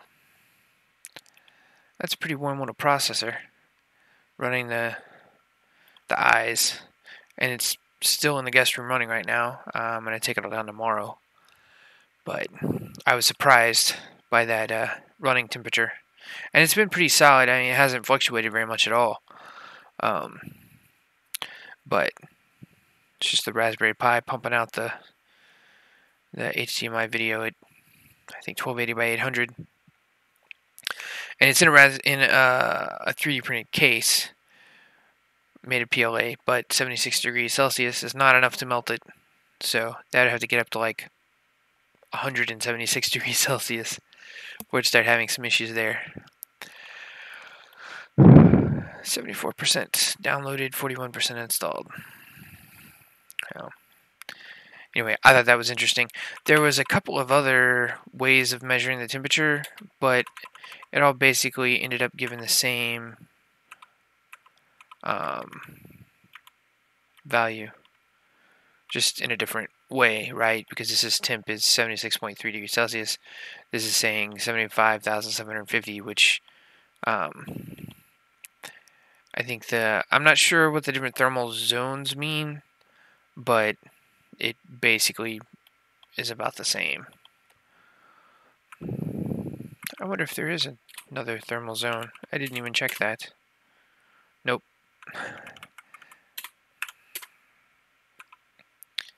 But so you can see here, 76.3 degrees Celsius, and this is basically 76.3.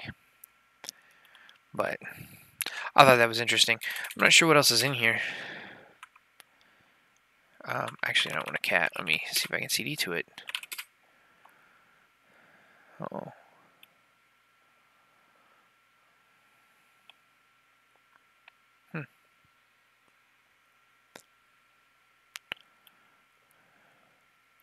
I don't know what any of those mean.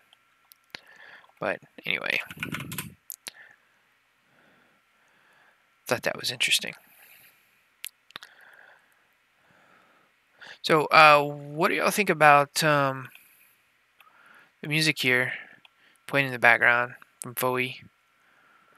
It's got some pretty cool stuff, some synth wave, some lo-fi, some chill wave. Been jamming here in the background. I'm not sure how loud or how quiet though, if you're able to hear all the tracks. Yeah, let me know what you think. If you like his stuff. Like I said, he's from Brazil. I've chatted with him a couple of times on Twitter and here on SoundCloud.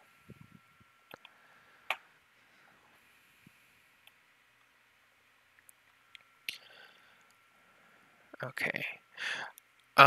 Let's see. Well, this is working, I guess. One of the other things, let's see here, we talked about background images.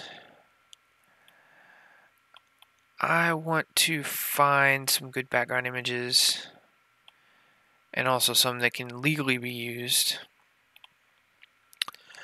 Let's see, I wonder... I have some credits with deposit photos. Let me see here. I'm going to log into my account. That's why I moved to the other screen. 1 second. Just assuming I can remember my password.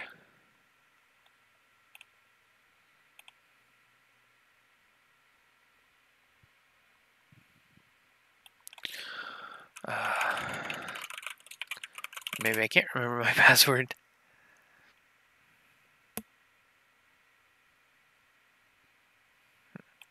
I like this little jam. Come on.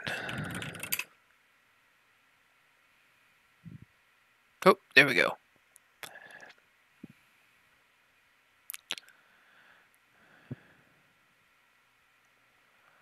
Okay, let's see here.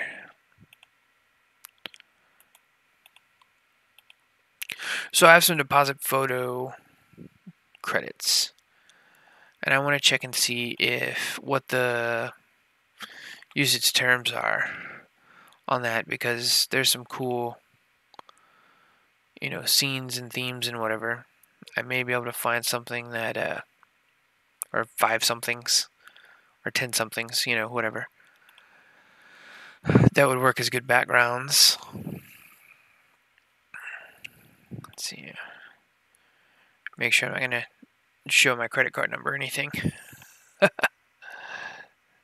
That would not be cool.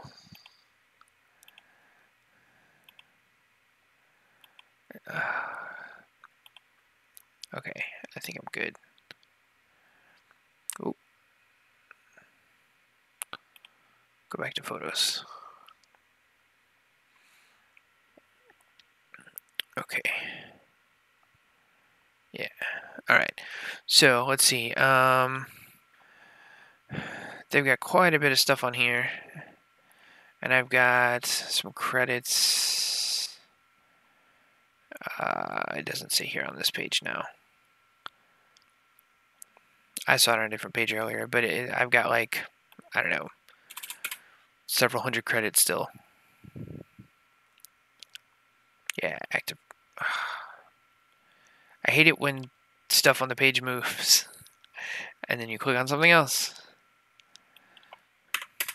Come on. It must be getting late. Yeah, 11:19. So here you can actually see some of the things I've looked at before. This picture of the Taj Mahal ended up in the background of the video for Shift Mojo. But yeah, so I've got 261 downloads left. So let's see what it says about. Okay, well first let's just find nature.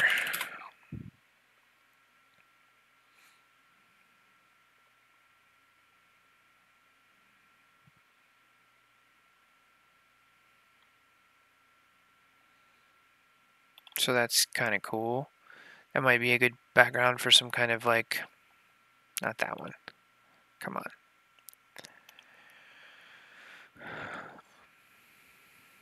Like yoga or photography or some kind of affiliate marketing thing. Let's see, file info. This doesn't say.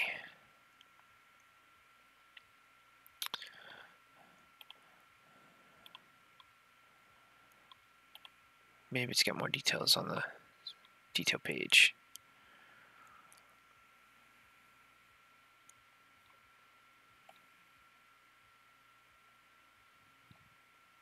Interesting. Oh, wait, here we go.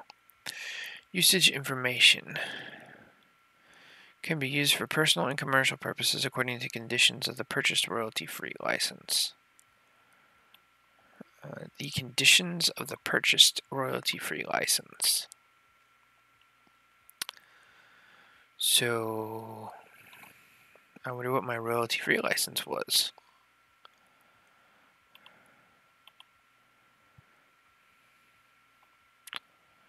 That's just to choose more plans. Hey, the download's at 100%. Installing package 415 of 507.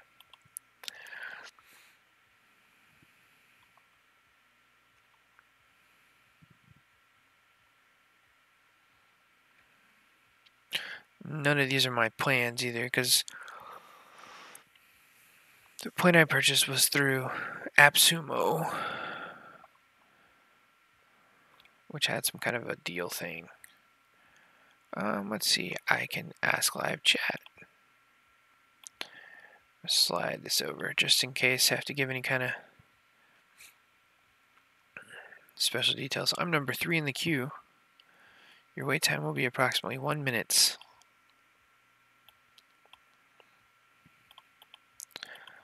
Let's see if maybe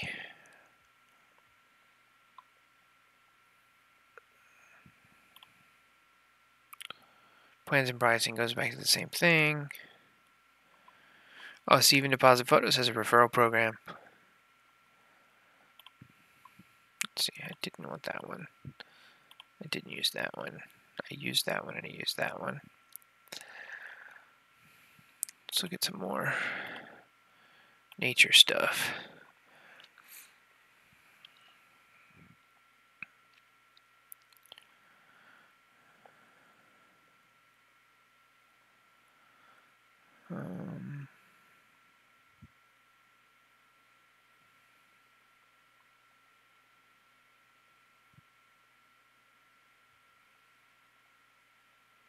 That's kind of cool. Big bonsai tree on the side of the mountain.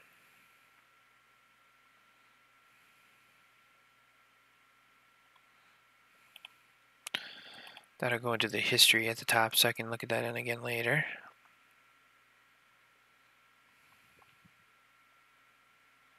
I mean, these don't necessarily have to be any kind of special theme or anything either.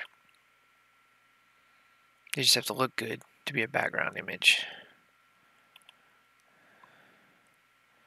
Because it doesn't necessarily matter what the background image is. I know with the coffee one it was like the beans spilling out and all that kind of stuff, but as long as it's just not plain. Let's see, I like that one. That one's pretty cool too. Oh, in the chat.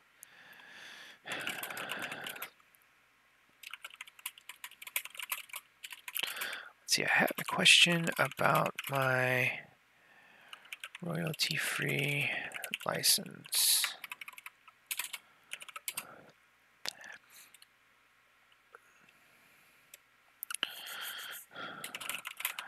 Whoops, I'm not typing anywhere. I can't get focus. Okay, apparently I'm not going to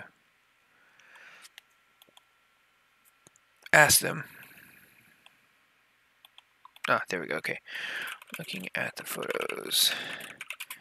It says they can be used for personal or commercial use based on the purchased license.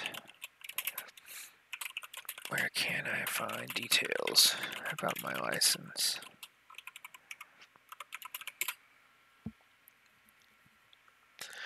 Alright, installing package 429 and 507.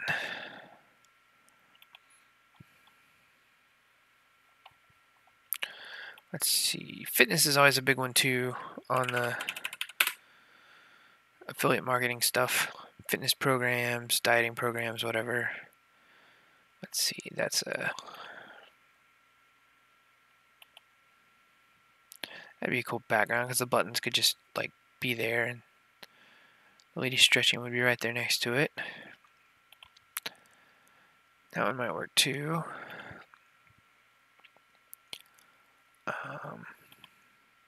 It's another potential good one.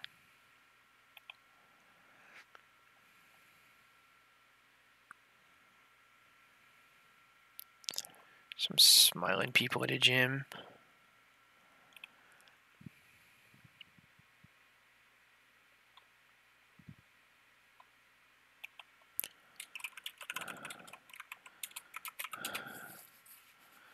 Let's see.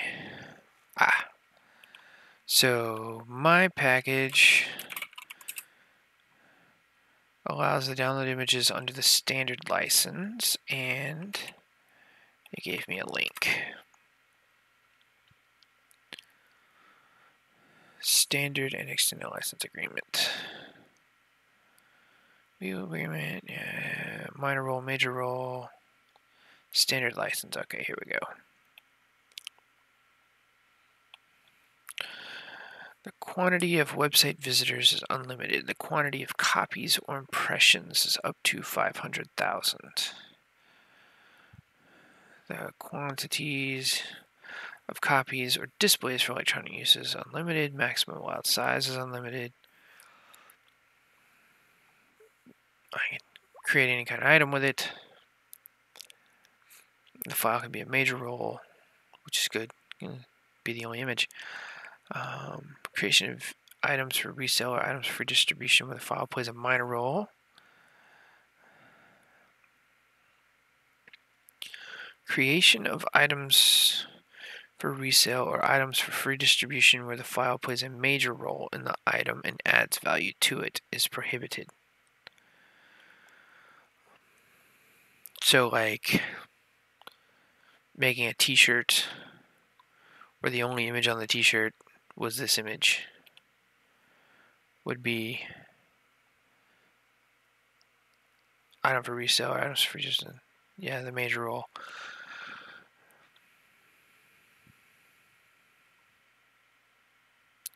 Okay, so it's the creation of all kinds of items except items for resale or items for redistribution where the file plays a major role and adds value to it, which is just repeating what this is here. You play a minor role. In my opinion, the background image could be anything or a solid color that's not a major role. Let's see examples of permitted use. Digital use: sites, advertising banners, screensavers, wallpapers, software, e-books, presentations, movies, videos, TV, unofficial logos. Yeah, so wallpapers. Cool. The extended license lets it adds website templates, which I'm not doing. Advertising banners, not using it for an advertising banner. Oh, it's an advertising banner up there too. Yeah, so digital use for sites and wallpapers. So, covered with the right license. That's good.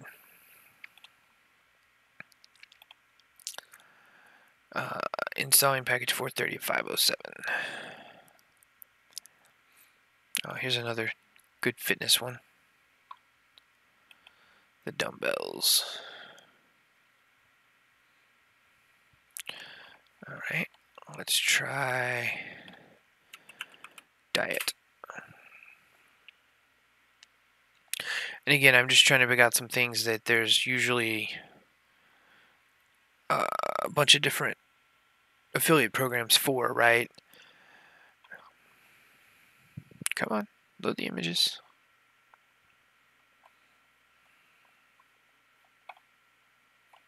That's weird. Images aren't really loading. Try that again.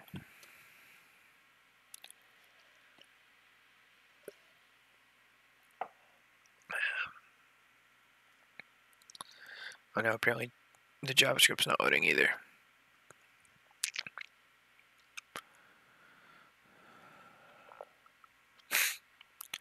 Let's see, am I still connected here? Yep, no drop frames in a little while.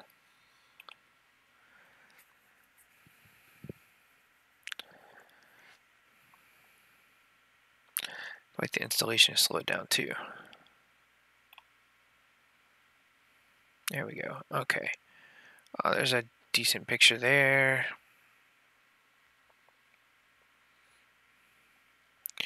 The salad and the water. There's another good one. Fruits and vegetables and some nuts and stuff.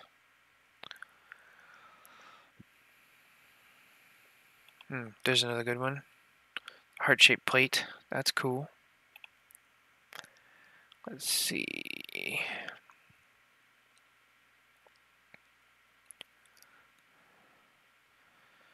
Diet plan. Why would you stand on the scale like that? That's weird. There's another one with the vegetables and stuff. Fruits. There's another good one with the chalkboard there in the middle. That's a pretty good set of things. Let's see. Actually, I could look on maybe ClickBank at their categories.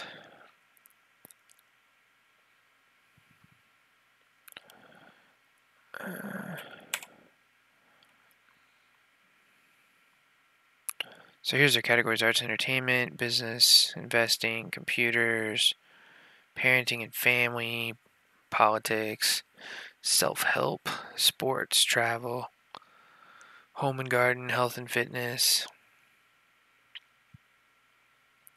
Let's see, parenting and families. Let's see if there's some good stuff for parenting in here. And really, with a bunch of different images, I actually put them in categories. So you choose a category, and then there's a selection of images. Oh yeah, here's a mom who's having trouble with the 4 kids freaking out. That's a good one. Here's one with the family reading a book. That'd be a good one.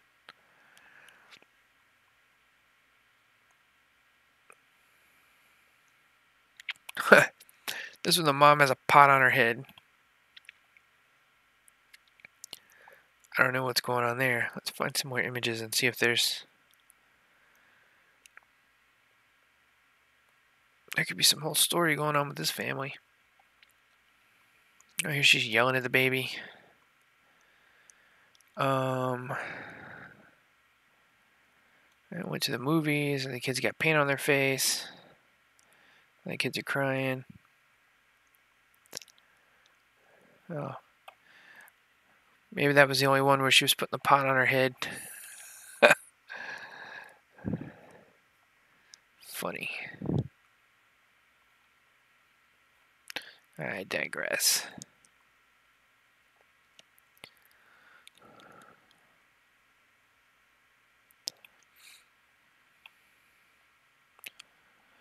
Let's see. Come on.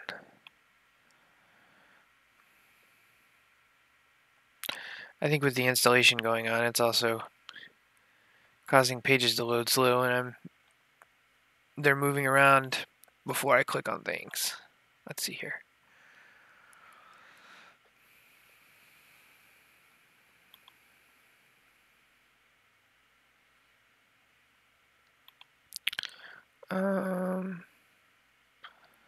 There's a family sitting around a table together. Looks like they're helping with homework.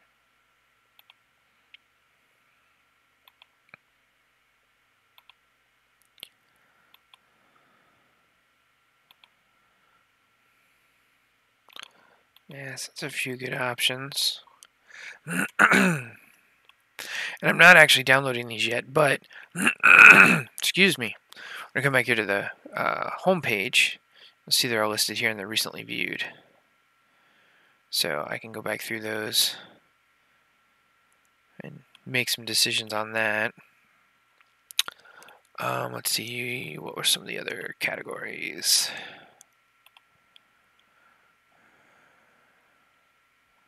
Self-help. Dating. Yeah, that might be a good one.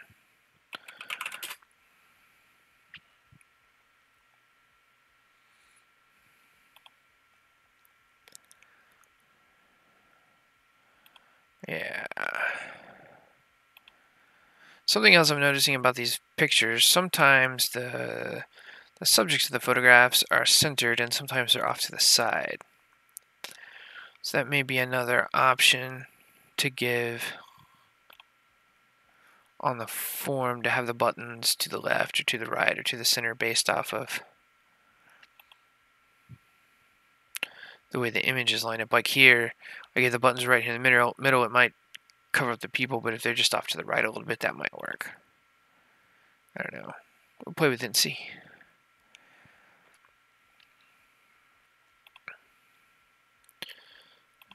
A few more good ones.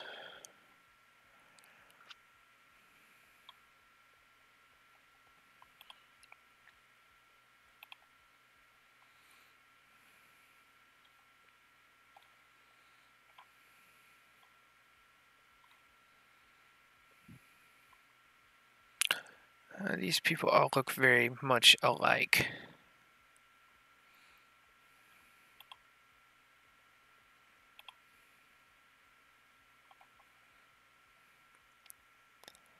I mean, some of them are literally the same people, right? Because they'll do these sets of images, sets of photographs. Oh, that's sweet. A heart made out of the network cable. Oh, there's a good one. Nice blank area to the side. Alright, let's see if self-help, self-help. What kind of images it has.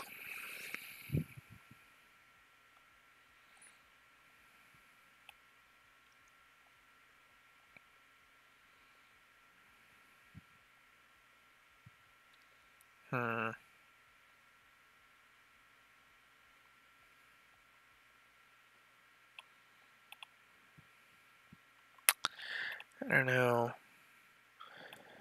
These are kind of weird. It's kind of a difficult topic to envision a picture of, I guess.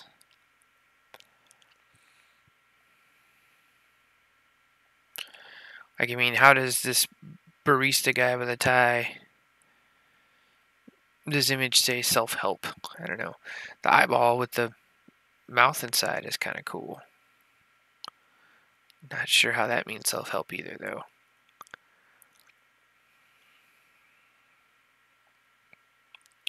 Oh, this guy, he's pushing himself up the stairs.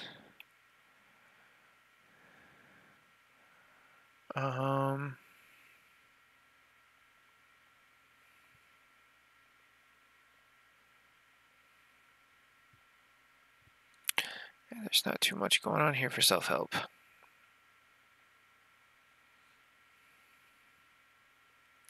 That's okay. Not all search terms are the best. Let's see what else is in here.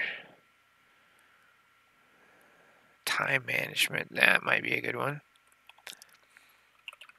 Time management.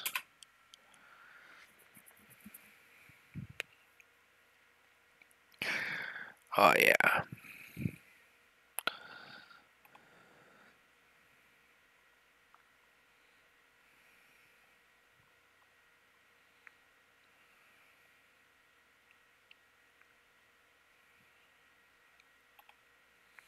The guy running off with his papers flying everywhere.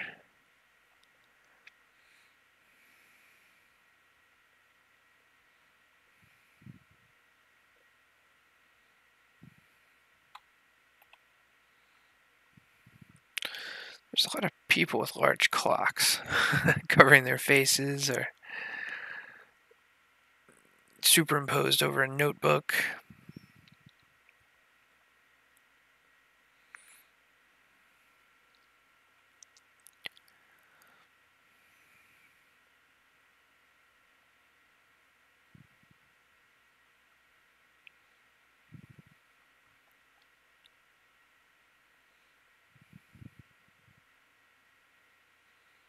Oh yeah, there's a guy with a little tiny hourglass.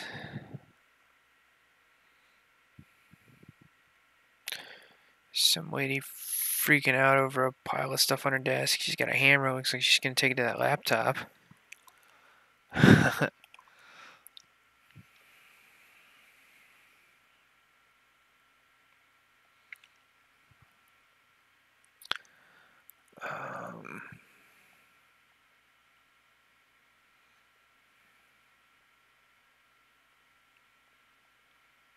Tomorrow, tomorrow, tomorrow, now. Yesterday.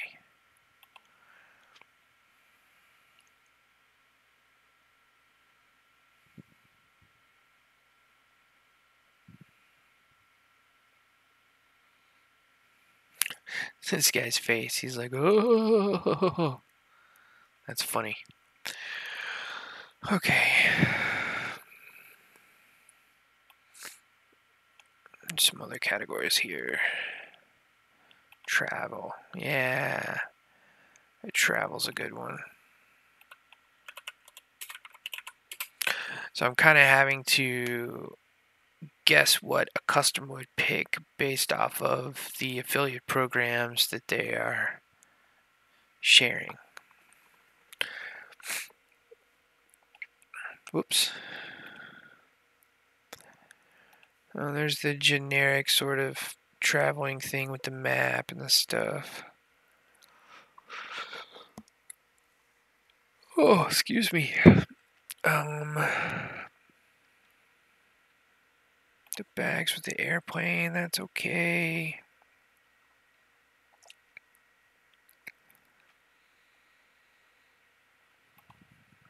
The different famous buildings from the cities.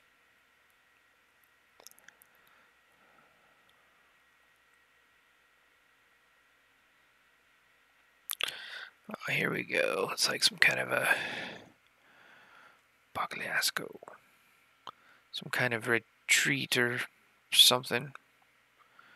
Oh yeah, the people at the seaside, the beach.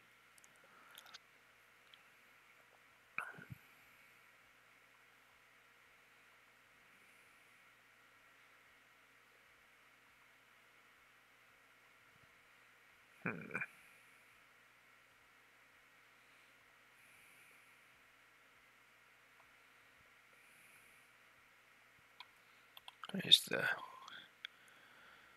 little bungalows.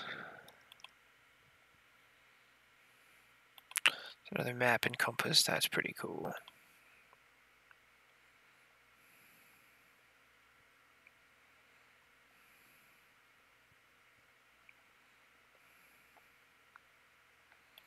It's like a collage of postcards.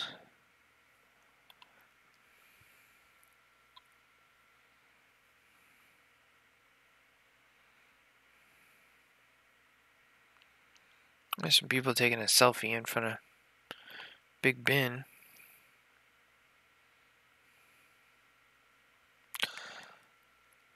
She actually looks familiar.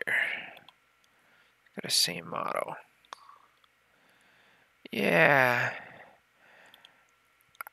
I think she is in a ton of stock photos and is like there's some billboards here in town.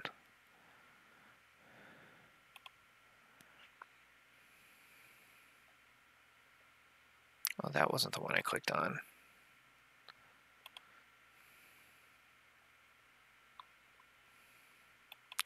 Yeah, I think I read an article about it too.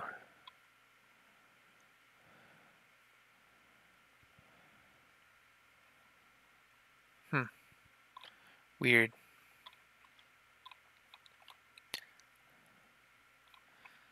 And she's just in so many of them. It's like that meme of that couple, right? Where they're walking on the sidewalk and the guy's looking back at the other girl. And then somebody found the set of stock photos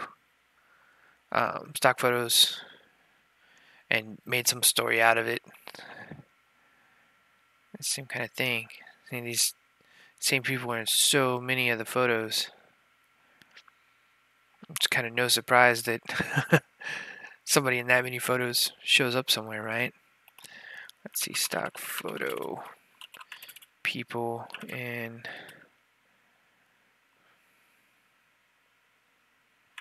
lots of places. I don't know. No, not crowd photos.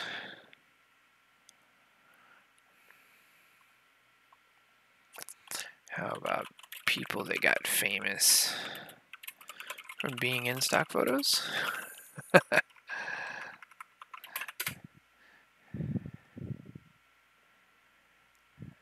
Oh no, there's some other famous people stock images.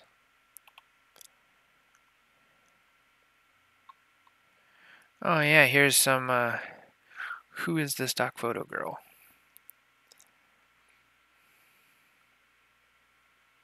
Ha, yep. That's funny. Oh wow, from 2016. She's launched memes, appeared in ads around the globe, and perfected the toothy grin. She just doesn't want to talk about it. That's funny. Anyway, sidetracked. So that's pretty good. That was some travel stuff. Let's see, spirituality, new age, and alternative beliefs. Birthday magicology.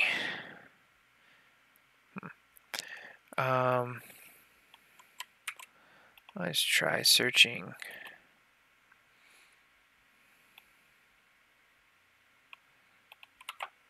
New age. See what comes up.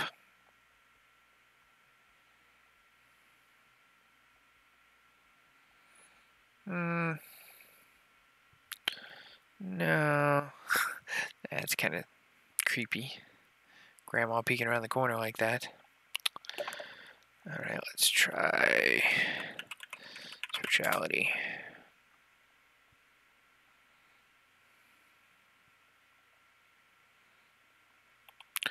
Alright, there's a few here that might work out. And see, this could go for nature and also self-help. So there's, you know, some neat stuff there to kind of mix.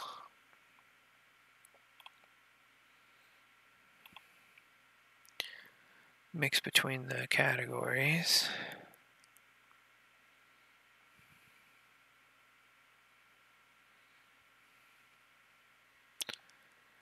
Hey, it's Foewi. Hey, man. Thanks for joining. We're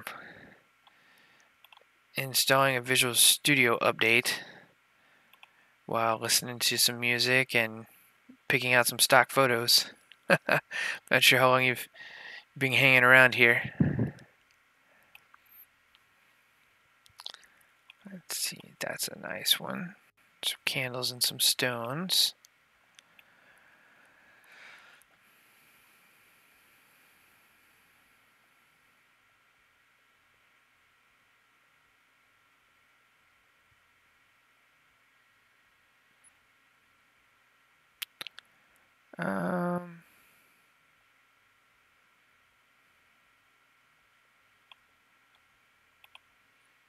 Some kind of meditation pose, yeah.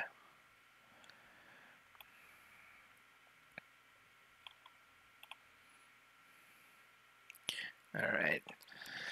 So now I'm going to go back and look through the stuff we were looking at there and see if any of these really jump out.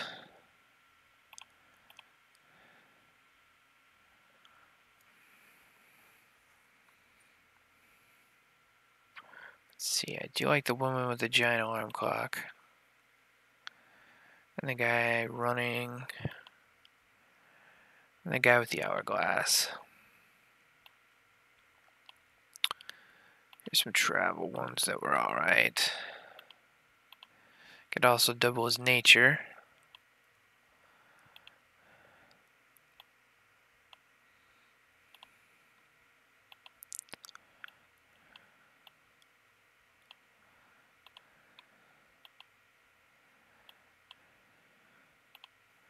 Yeah, these are okay.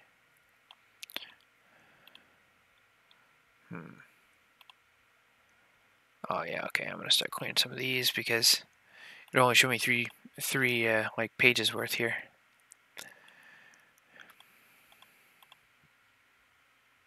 Whoops.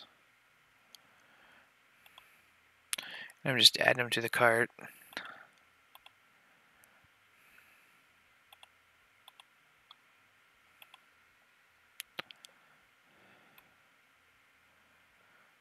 Let's see.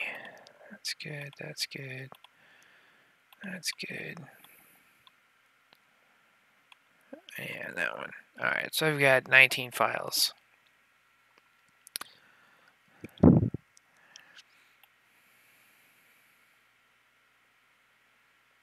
Cool. And I'll download all of these at their highest resolution. I feel like I had picked out some other nature ones, but they're not here. We can always grab more. Let's round it out with an even 20.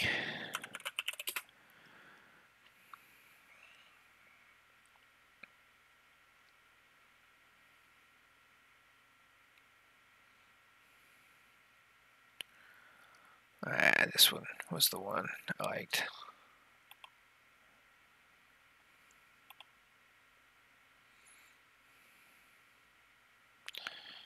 Alright, so let's see. I'm going to grab all of these at their largest size.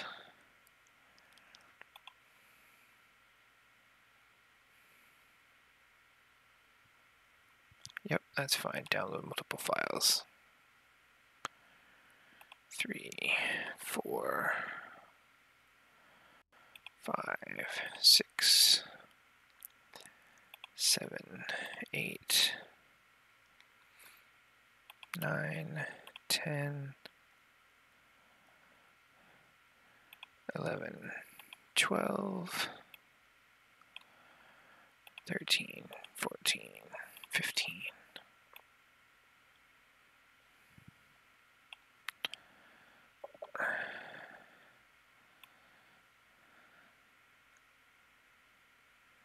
I'm not sure which one I grabbed last. Why is a page jumping around? Let's see, I think I got... Oh, are they disappearing when I download them? Yes, they are. Okay, cool.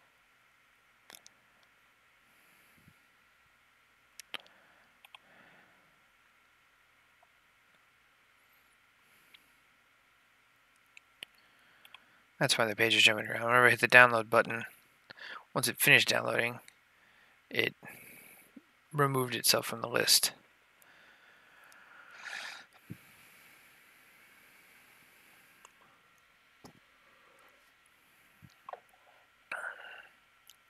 And with Visual Studio Update, we're installing 506 of 507. So hopefully that'll work. And the web application template for the .NET framework will be available. I sure hope so.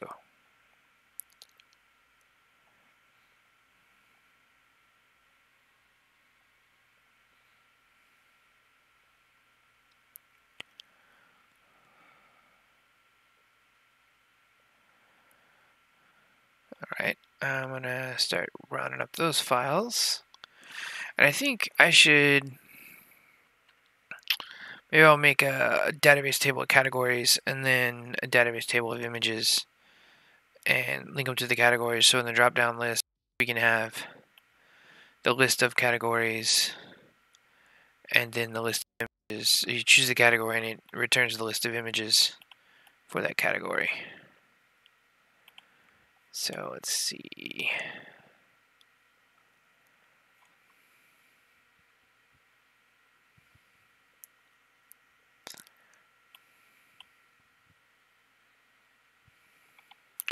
Alright, it's still downloading. So I'll open up SQL Server Management Studio. I might not be able to because the Visual Studio installer is running, but it's almost done running too, so that's good. It's almost midnight.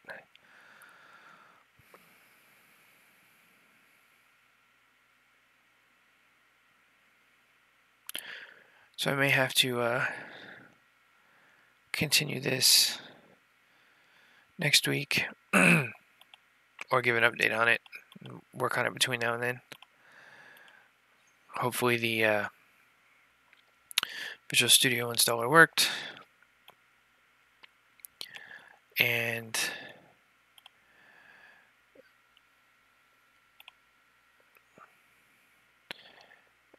let's see, so we'll put the background images into the database, and we'll also have categories.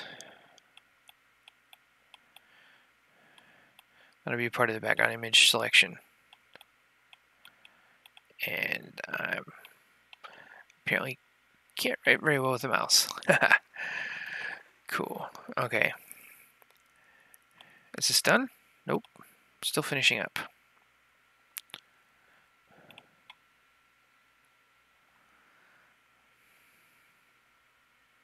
Now everything kind of locked up.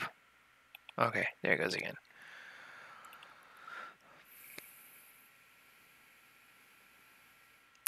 Let's see, it says here that there's still 2 viewers hanging out here.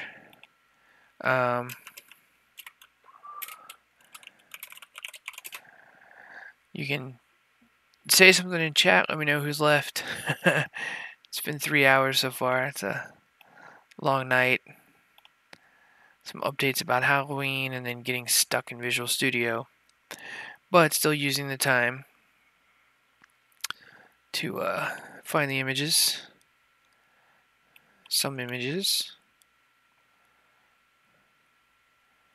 And where did those images go?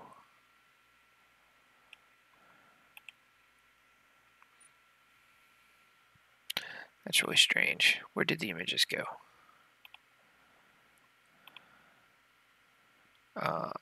Downloads.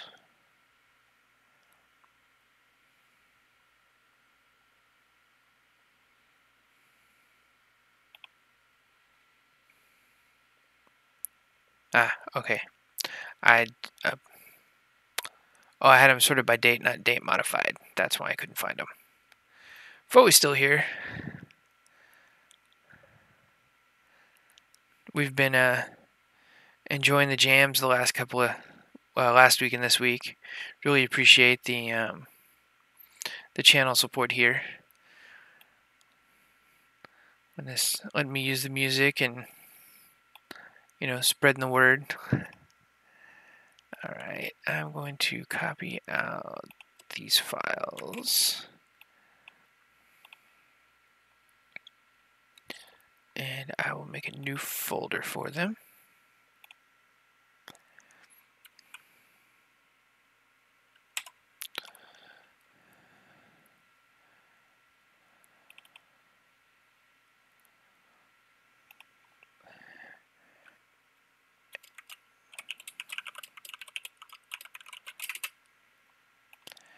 Alright, paste them in here. These are all still by the IDs and stuff.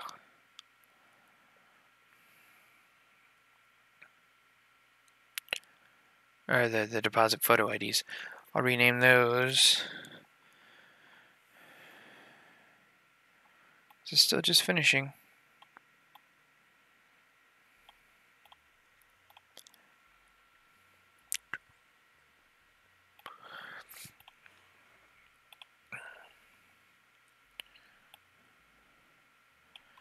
Okay, so I'm just going to go down the line and rename all of these.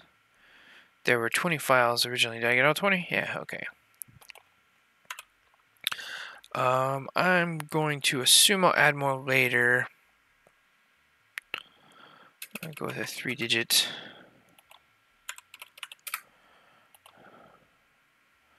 I think I can highlight all. I can rename, maybe?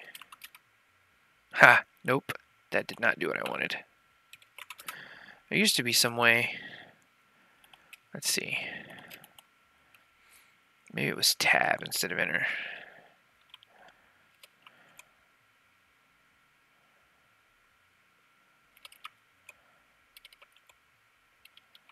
Yeah, tab.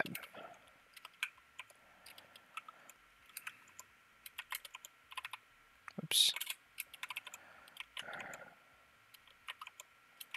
14, 15, 16, 17, 18, 19, 20. Okay, so those are renamed. I'm going to... Can't open SQL Studio. Oh.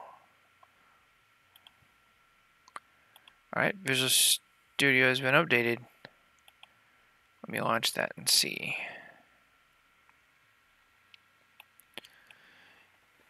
We have the template.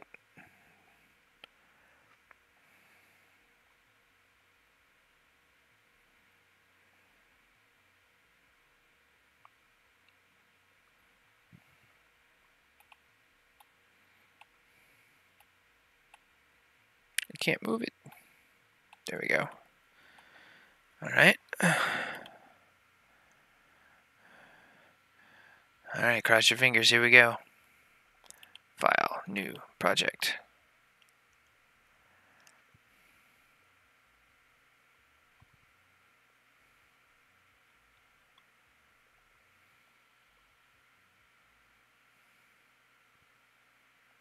Initializing templates.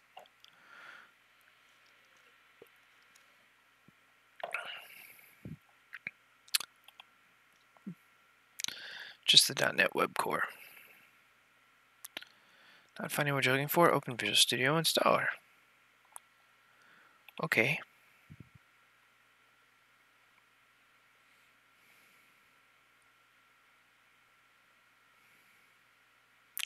I mean, it's still open here, right? Oh, yep, okay.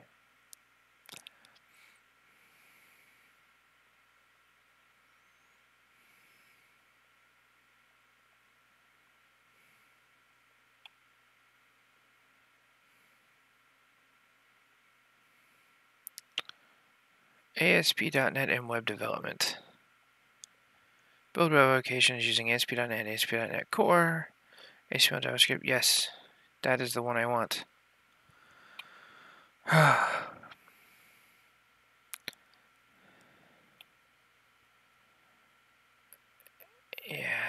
that looks good. I'll go ahead and add the latest .NET Framework stuff too.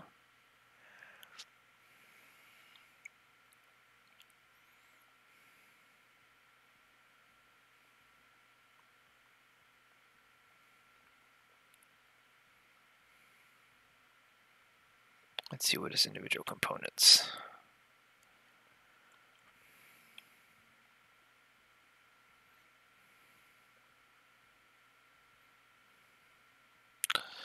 That's a lot of stuff.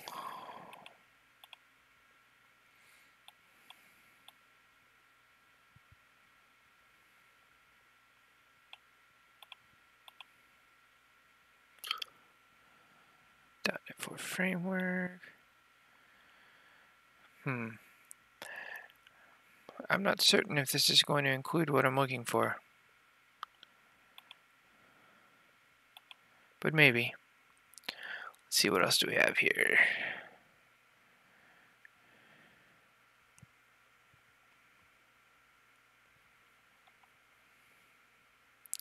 It's a workload. It's under individual components.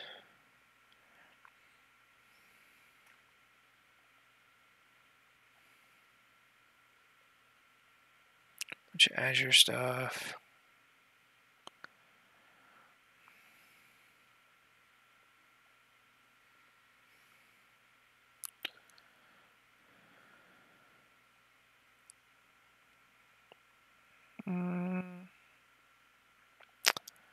Development activities, ASP.NET and web development tools. That's what I just checked, so that's going to have to install that.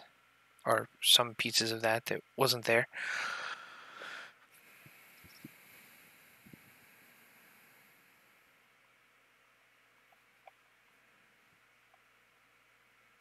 Yeah, okay, well, we'll give that a shot. So that's going to be doing that. So I'm going to close Visual Studio again. It's running more updates, but that's fine because I have these image files, and I can't open SQL Server Management Studio because it's part of Visual Studio, but I can still just type in Notepad. So let's see, I want to create 3 tables. I'll have dbo.image category, dbo.image, and dbo.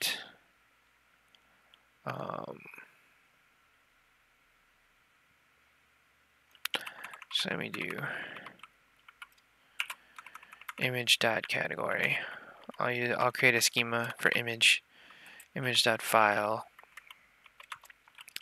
and then image.file category. Yeah, that'll be good. So I'm going to create table image.category, and this will have a category ID, and I want it to be an integer, identity 1, so it's just going to increment and it's going to start from 1. Give it a category name and up to 30 characters. The name is required. I'll also give an active flag, but automatically set it to active. New category gets added. And constraint, create a primary key, category. I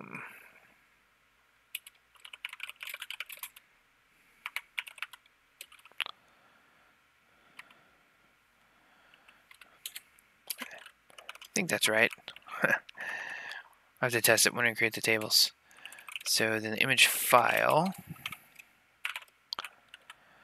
this will have what? File ID,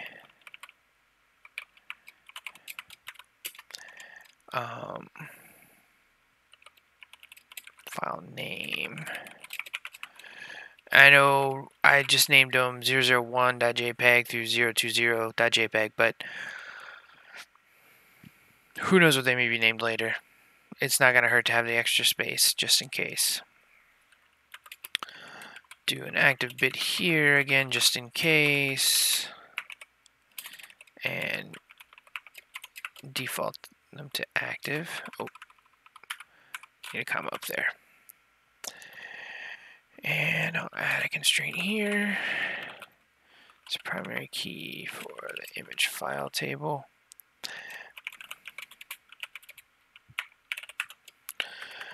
And then this is going to be the table to all the connections. So this will have a file ID and a category ID. Both of those are going to be foreign key constraints. From file category to file. This is foreign key ID references image.file ID. Is that right? Since I'm not in SQL Server Management Studio, I can't immediately check my proper syntax, and since it's after midnight now, I'm feeling a little crazy. So I'm going to double check myself.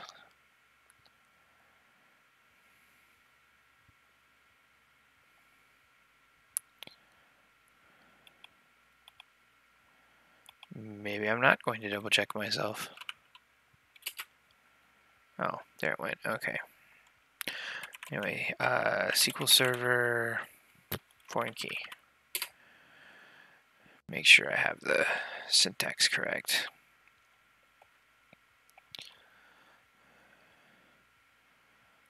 Yeah, okay, I just needed the parentheses around the actual column. Here. Maybe I needed them. I don't know. Let's see. Add another constraint. This one is going to be to the category table.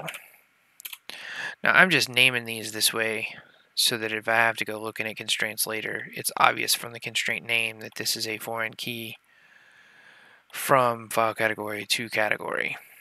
Just like it's obvious from the name, this is the primary key for image file.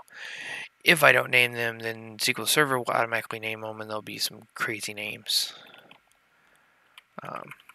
So I would prefer to name them myself in such a way that I can figure it out if I need to later. Especially when I'm like, it was after midnight, what was I doing? Alright, cool. This is going to create the image category table, create the image file table, and then the image file category table.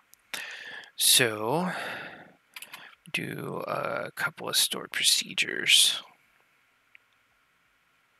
I mean, I don't need stored procedures to manage these because I can just manage them in the database.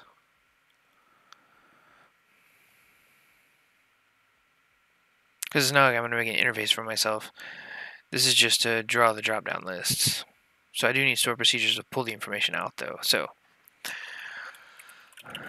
create procedure. Do image dot category underscore get. And this isn't going to have any inputs.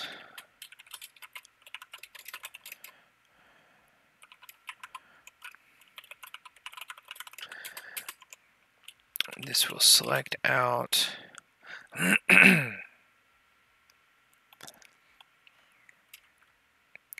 the name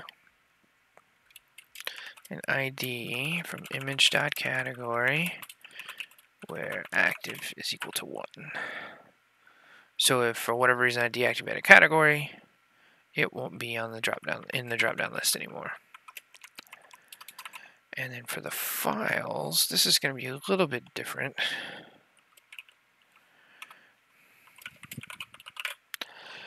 Because it's going to get the category ID. as an input.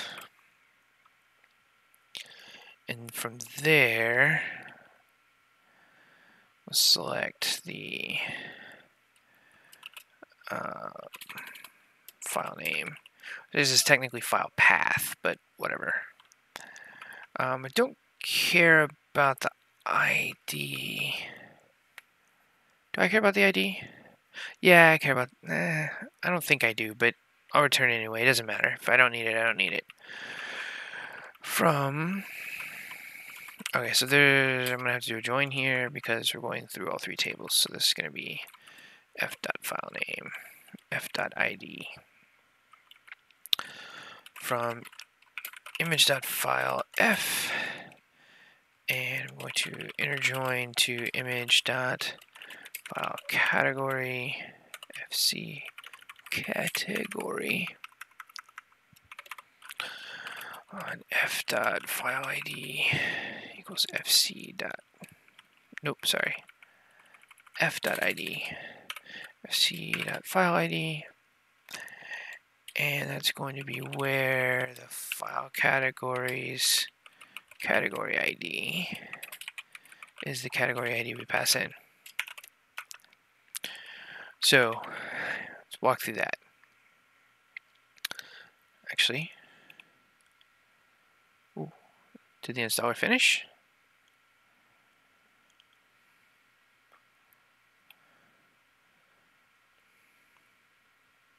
Okay, well, I'll get that in just a second. So let's see, I'm going to pull up Excel just to give an example. We can kind of pretend like these are database rows because a table is a table, right?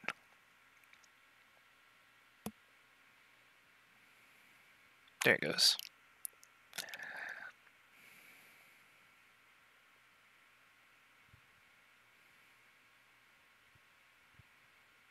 Well, it did open.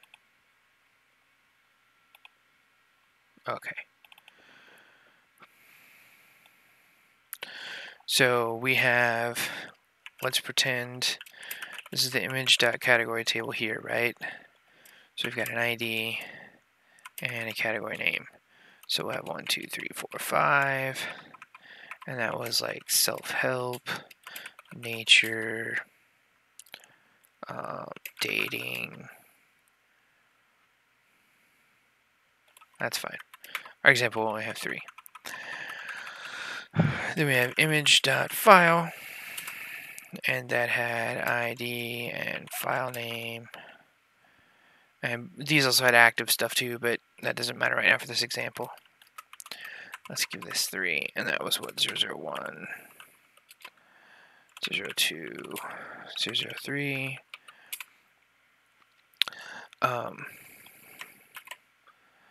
So if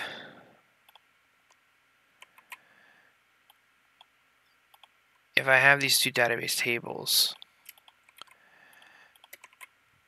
and then what we want to do is have a drop-down list where we choose a category, then a second drop-down list with some files, and then you choose the file and it renders the background whenever you see the image. That extra table in the middle, what it's doing, image.file category, that had the file ID and the category ID. So suppose file 1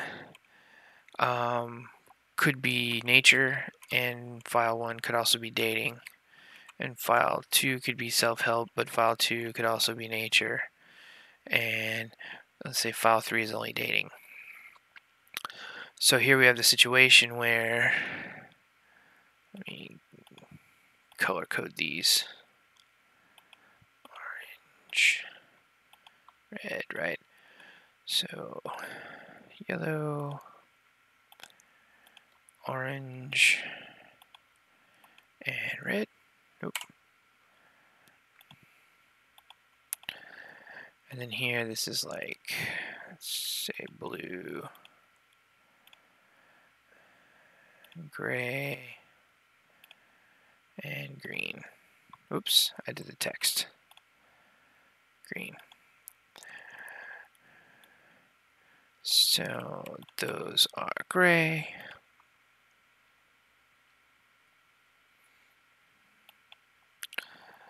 Those are green. And this one is blue. So if this isn't clear, hopefully it is. So file 1 is tied to both the nature and the nature and the dating categories. File 2 is in both the self-help and the nature categories, and file 3 is only in the dating category.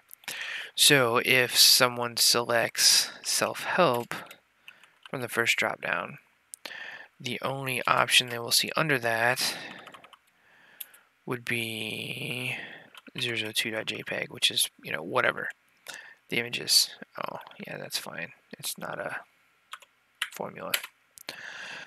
If someone chooses nature, I can't spell nature, what they would see under that, nature is 2, so they would see 001, and they would see 002 as options. And then if they pick dating, they would see 001 and 003 as options. So when the category is chosen, the second drop-down will have only the appropriate image options under that. So hopefully that makes sense. Whoops, minimize the wrong thing. So that's what's going on here. This is drawing the first drop-down with the list of categories. Then when a category is chosen, that category is passed in to return only the files that are appropriate for that category.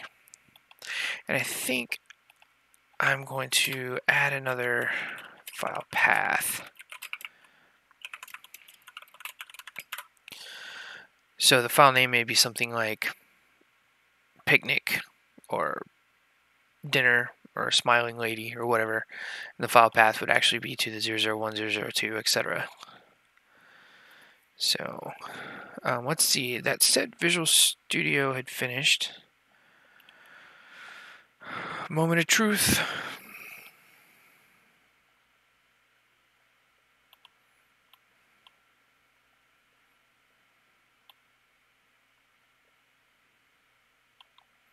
All right, file, new project. Please work for me this time. ASP.NET web application. Yes. Thank you. All right. I'm going to change where that's saving. I try to keep my project files inside a Dropbox so that if anything happens to my machine, Dropbox basically has a backup. New folder. I'm going to call this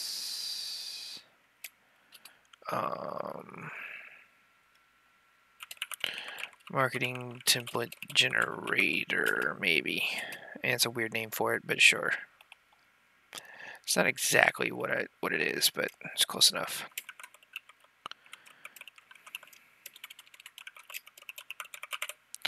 And .NET 4.6 is fine. Are there other? Excuse me, gotta move the camera. Oh yeah, all the way to 4.7.2. I'll say 4.6.1 right now. Oh, fix the camera. Yep, wait, nope. Yep, there we go. Okay. Okay, yep, web forms. No unit testing, no MVC, no web API. Don't need Docker.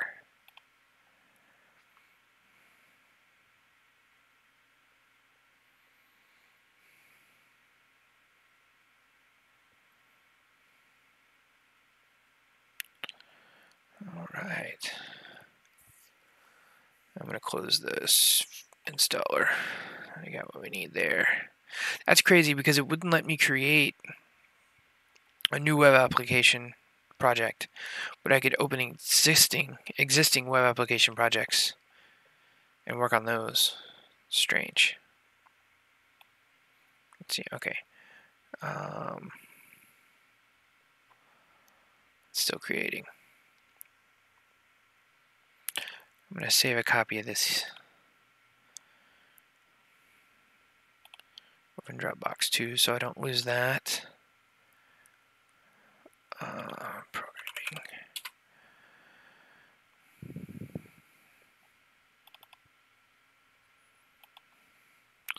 Let's see, we'll just call it a project example. Specific file path too long. File name must be less than 260 characters. Directory name must be less than 248. Huh. Okay. Well, I tried to save it somewhere that was too deep, I guess. I'm going to save this SQL script. This is a good jam, Foewi.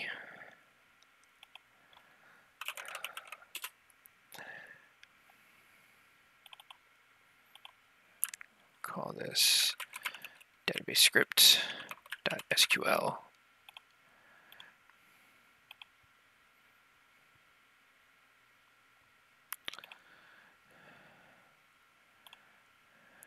And I'm gonna. Did this actually create anything? It did. It just didn't like where it saved it. What does that say? Creation failed. Yeah.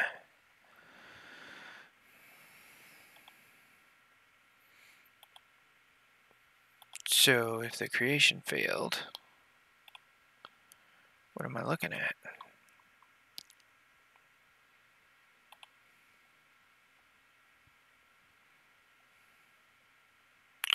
Oh, that went like 3 folders deep.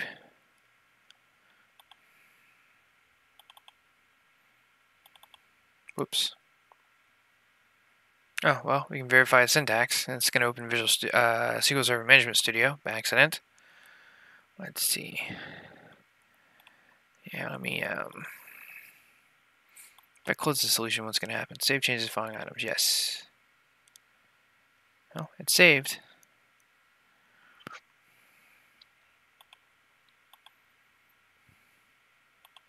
Let me open it again. It's not in the list. It's okay. Did it actually save here? Yes, it did. So I'm just going to cut these files and go up a level. And paste them here.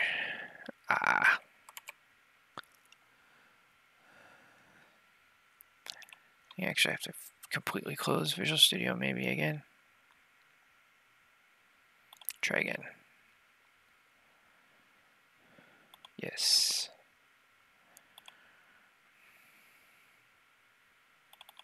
Alright. Nope, that didn't do what I wanted. Oh, yeah, it did. Okay. Reopen the solutions. See if it works this time.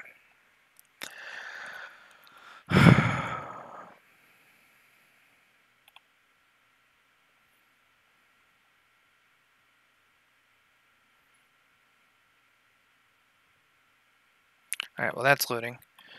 I'm going to log into my database server.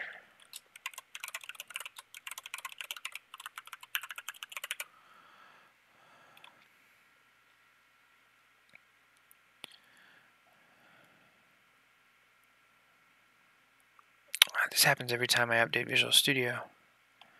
SQL Server Management Studio always acts funky. So I just have to close it and restart it. Oh, maybe I won't have to restart this time.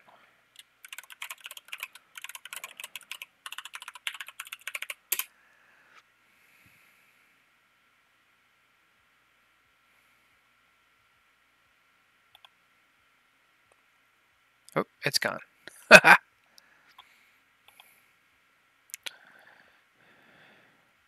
Alright, well the website opened. Let me open Visual Studio back again.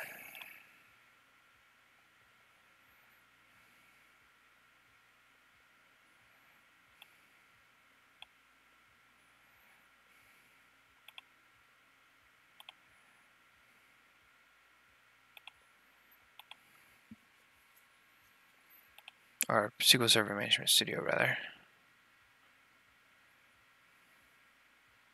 Is it going to open? Ah, there we go. SQL Server 2016 release candidate. I thought I had a real version.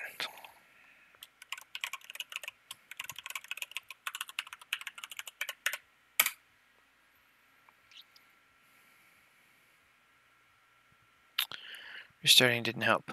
Okay, I've run into this error before and I had to delete something. So I'm going to search for this here.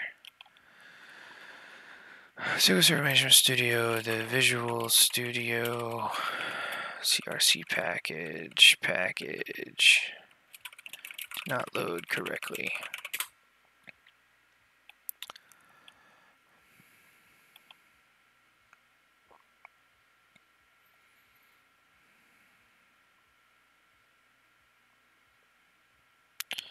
Microsoft.com page, download, and installed a hotfix. July 2016 hotfix. Oh, this guy started with admin privileges. Let's try that.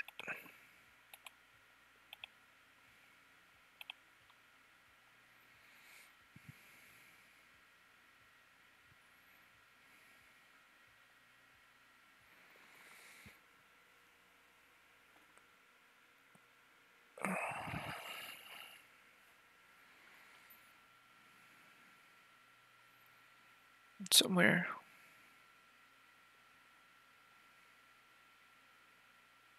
There we go. I need to upgrade my SQL Server Management Studio as well, since it's that release candidate from 2 years ago.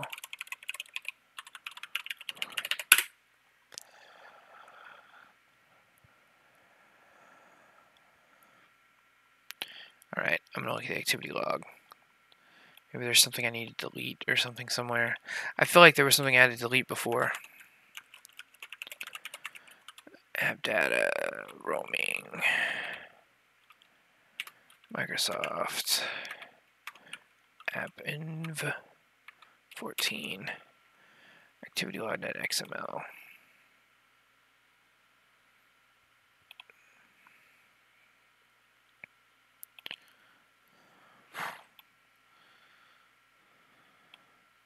All right.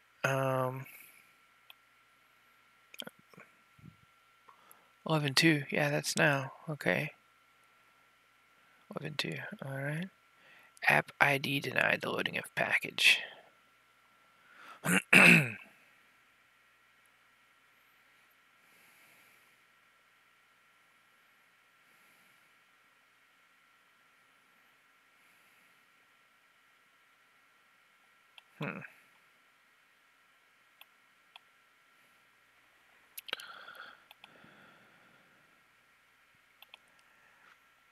Well, I don't know what that means. Whatever. I can also open... Well, I was going to create the tables.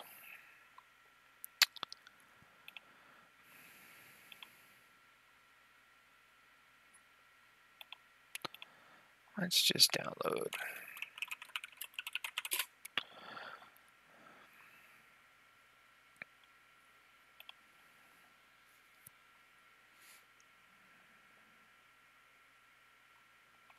Oh, I clicked on the wrong thing. I don't know why I skipped the first link. I think I'm tired and I thought it said it was an ad.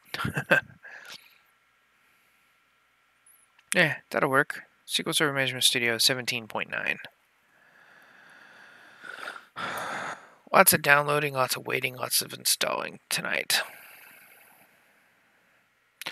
Alright, it's 12:30 a.m. I think I'm going to call it. I'll install this newer version of SQL Server Management Studio. I'll create the tables. I've at least got a plan for what I want to do on the